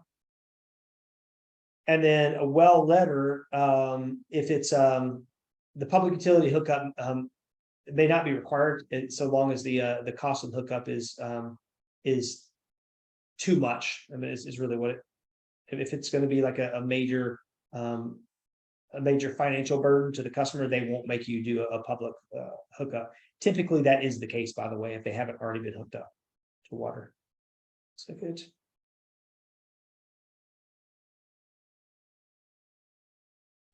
Go back to the appraisal piece of it again. So case numbers follow the property for 6 months. That's something I don't believe we talked about yet. I know we talked about the case numbers, but not how long it follows them. So the appraisal expires after 120 days. At that point, you can order another appraisal as long as the underwriter doesn't issue an extension to the appraisal. So you want to be careful about that. I've had that happen before where they issue extensions like, wait, we were trying to let this thing expire so we can get a new one. You cannot just wait on it to expire, order another one. So if not just wait on it to expire to order another, I'm so sorry. FHA connection will show when it was ordered, received, and then logged. It does not show the value though on FHA connection. So must be in habitable condition. Manufactured homes are available on FHA. There are some restrictions that apply, and that's something that you always want to look out for. With FHA, there's a termite letter that we have to get. It's new construction. We'd always do the termite letter. For I do a lot of new construction business too, so I always kind of assume that. If it's not new construction, so if it's an existing home, then all we have to do is get the only reason we would need a termite letter is if the contract specifically stated something, or if the meaning stating that there was a termite letter, or if the appraisal mentioned something about there being some kind of infestation. So new construction must have the following. CO is just a certificate of occupancy. It tells you once the house is completed. And again, this is a new construction specific. The FHA builder documents, the builder certification, the builder warranty of completion, the NCPA or the which is 99A and 99B, and then the building permit and a final inspection. Sometimes we can get around the final inspection if we've got the certificate of occupancy. Any questions about that, about the appraisal piece of it, about the about appraisals FHA or new construction? Does anybody have any questions there? If not, I'm going to go to our next website, head.gov. So head.gov is where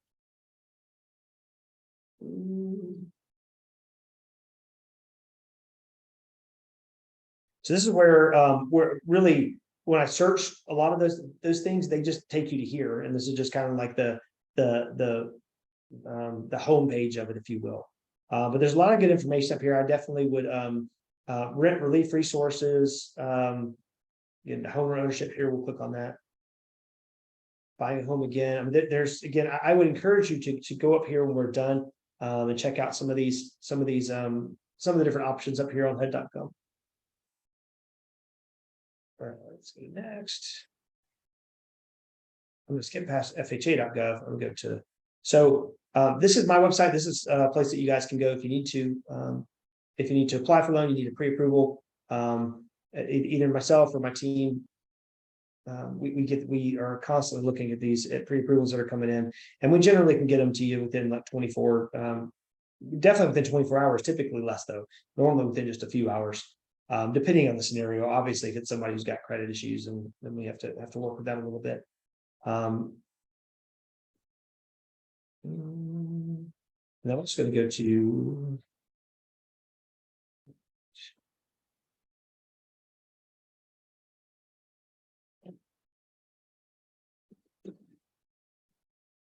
this pops up.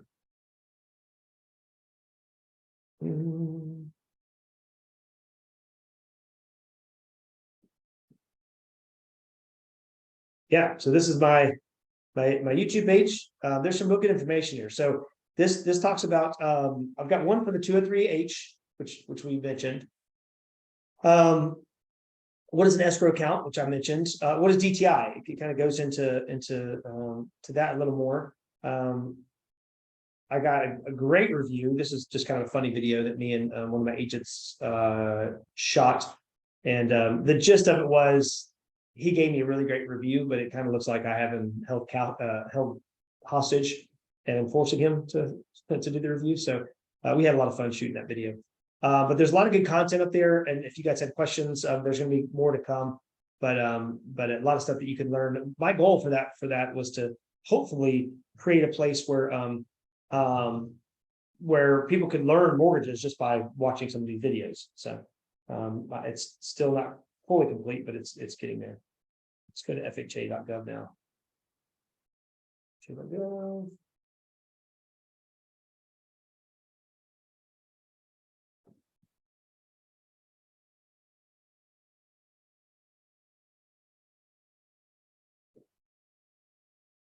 You guys can see here consumer tools, and it's again, y'all can go up there and explore these websites a little more. But I do think it's important that the more resources that you have, the better that position you're going to be. So I'm going to go back into. I did want to touch base a little bit more because we've got a few more minutes. I want to touch base on the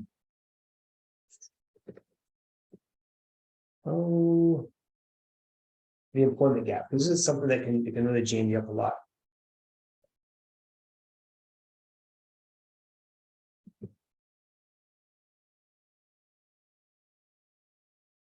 Actually, I'm going to look at first. I'm look at second employments. Second.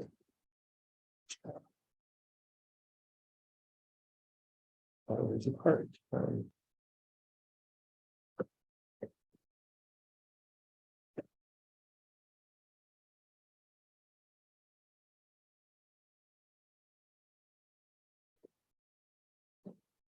don't know why this is really taking me a long time to get the quotes.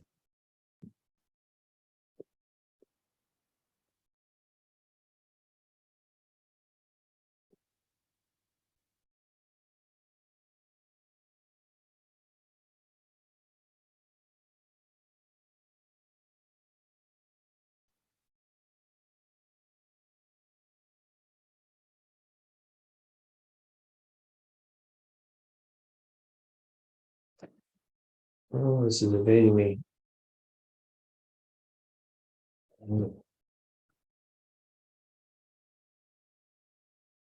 Okay.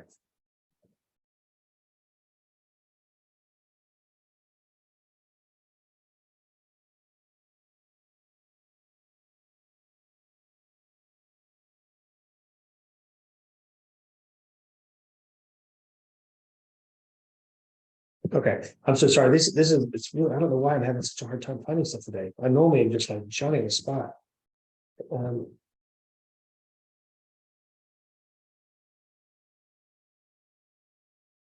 Okay.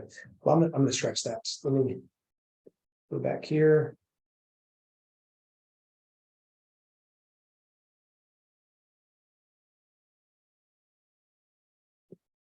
Okay, well, I'm going to scratch the guideline piece for a second. So, any questions on any of the subject matter we've gone over today? Does anybody have any questions? We've still got a little bit more time, and I want to open up. I want to leave a fair amount of time for questions. Let me give it just a second here.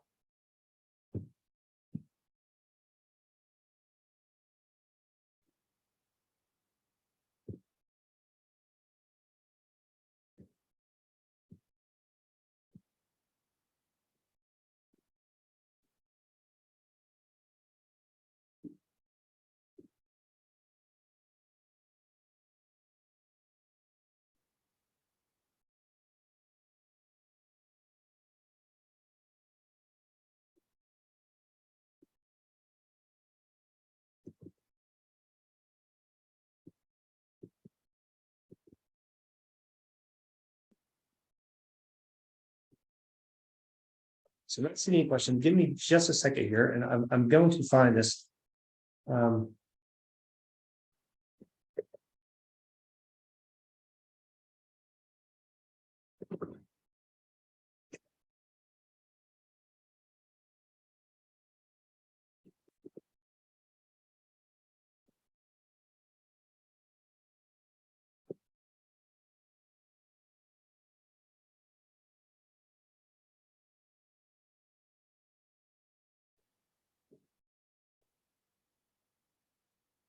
Okay. I did find it. And so I'm going to go back to sharing my screen here.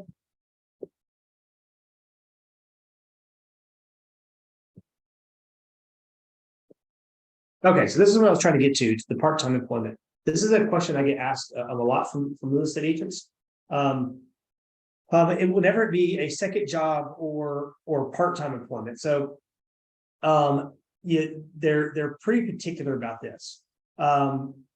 So what it says is the mortgagee may use employment income from part-time employee as effective income if the borrower has worked a part-time job uninterrupted for the past 2 years. So there's not really any variance from that, and it's uninterrupted for 2 years. So where this comes into play is it's the same for having like a second job. That FHA considers a part-time job and a second job synonymous because it's hard to work 2 full-time jobs. Anyway, if you don't have a consistent 2-year history of doing that, FHA will not allow you to use the income to qualify. So it's kind of a bummer, and it's there's just not a whole lot of leniency. But again, if there's any interrupted time, it's a no-go. Also to go over the overtime. So mortgage may use overtime bonus tips income, effective income, if the borrower has received this income for the past 2 years and it's reasonably likely to continue. So this is another one of those things that if you stop reading here, you're going to think that you have to have 2 years and that's it. But then it goes over here to say periods of overtime bonus or tip income less than 2 years may be considered effective income if the mortgagee documents that the overtime bonus or tip income has been consistently earned over a period of not less than 1 year and is reasonably likely to continue. Now, some of the challenge of that is how do you show that income is reasonably likely to continue? And there's a couple of ways there. If it's pretty common in the workplace, like for instance, nurses. Nurses work a lot of different like shift differential income, and shift differential would fall in this too. It's income that changes. It's not your standard pay. It's like an additional money. But even overtime for somebody who like a nurse is very, very common. Most of the time, an underwriter is still going to want the employer to put on the verification of employment. So a verification of employment is just a document where the lender sends the employer fills it out, and it has their start date, what their pay structure is, are they a salary, are they commission, do they get any overtime? It'll then give you 3 columns for how much money they've made year to date in each one of those categories. So how much base, how much overtime, how much commission, and then for each year. So year to date, 2021 and then 2020, and then lenders We'll average that. Well, there's also a place on those forms that says, is the income likely to continue? And there's also a note place down there where they can put comments. Lenders typically want the employer to comment that the overtime is likely to continue. I will tell you, this can be challenging to get because employers really are not forthcoming with that kind of stuff because they always feel like they're going to be held liable if they ever have to cut back income. I just don't think they fully understand it. Like, look, this is a mortgage that they're doing. It's not, this isn't the IRS or like, anything like that. So, but anyway, employers still tend to balk at that a lot. So, let's go to a couple other types of income. Seasonal employment. Seasonal employment's kind of it's a tricky one. So this would be like obviously Christmas jobs, or something like if you were a lifeguard for an outdoor pool. So you can use this income, but you have to have been working there for the last 2 years. This is one of those where it does not give you the optional 1 year option. And the reason for that is anytime you have income that fluctuates, the mortgage lender is going to want to average that income because they don't have, with your base salary, something like that, something that's more fixed. They know that's going to be the same amount of money every time. Well, with like a seasonal employment, I mean, they don't really know, or like overtime or any income that kind of changes. They don't know exactly what you're going to get every week. So what they do is they average, and typically the average time is going to be 24 months. Now, with overtime, something that's a little more consistent, they'll give that flexibility to have it only for 12 months. So just things to note. Housing subsidies. So housing subsidies is a big one too. Again, what they're really talking about is when you've got an employer who gives some kind of like a housing allowance. You're going to see this a lot in traveling nurses. I don't know how many of y'all worked with traveling nurses, but what they've done is they have the option of taking a portion of their money in base and then how much money they want to put into lodging or housing allowance, which is the same as a housing subsidy. So the thing is that their housing allowance is tax-free. So they generally put a whole bunch of their money into that. This is a relatively new field. I hadn't seen this prior to like maybe 3 years ago. And so maybe it's not new, maybe it's just something that's become more popular. But what they've done is they've updated their guidelines here in these housing, and it basically says that you have to have had this for at least 2 years. So you can use it as effective income. I think it says for 2 years. This might have been something. See, required document standard mortgage may utilize employer housing subsidy as effective income. So this is something where, since it didn't say how long, we had to reach out to FHA. That's how I knew that it was 2 years. And it became an issue because, again, this is a relatively newer field, and you have a lot of people who just started doing this. Really, the income is just the way they chose to allot it. They just chose to allot more of this to housing, and so therefore we were not, we weren't allowed to use the income, so they had it for over 2 years. It was kind of a bummer, but there was always ways, and we found solutions. Again, there's always multiple ways to get loans closed. You just got to be a little creative about it. Tax returns are almost always going to want 2 years tax returns, unless we're in a situation where we're going to go with only one. If they've only been self-employed for 1 year, obviously they're not going to have 2 years of tax returns. So, but those are some of the standard documenting types. This is what I was looking for again, addressing gaps in employment. So for borrowers with gaps in employment of 6 months or more, the mortgagee may consider the borrower's current income as effective income if it can verify and document that the borrower has been employed with their current job for at least 6 months. And this is what I talked about before. And there was a 2 year work history prior to the absence of the employment, using the standard or alternate employment verification. This would be verification of employment. So, that's something that you will come into a whole lot. So if you have somebody that says, "Hey, I just started working again, I haven't been working in 6 months," before you start wasting a whole lot of your time with them, it's probably a good question to say, hey, do you have a 2-year work history prior to leaving the workforce that you can document?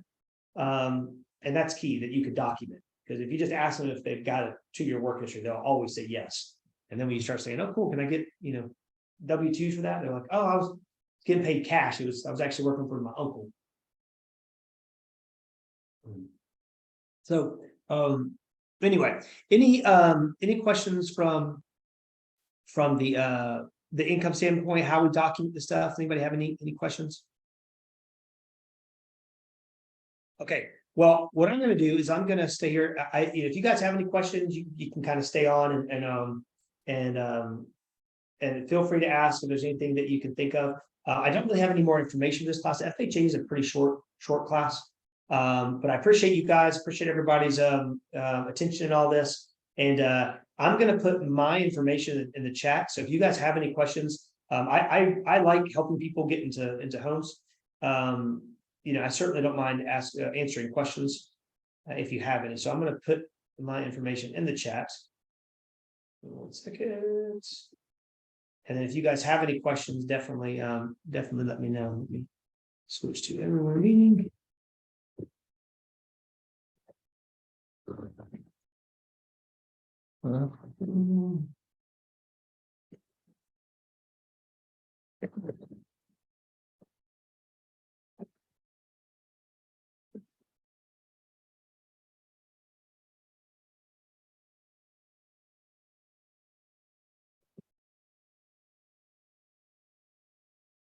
Okay, so it looks like we're going to get you guys out of here a little early. There's my information. If you guys have any questions, give me a call, send me an email. Either me or one of my team members can certainly help you out. So if there's not any other questions, I'm going to go ahead and shut down the camera here, and you guys are free to go.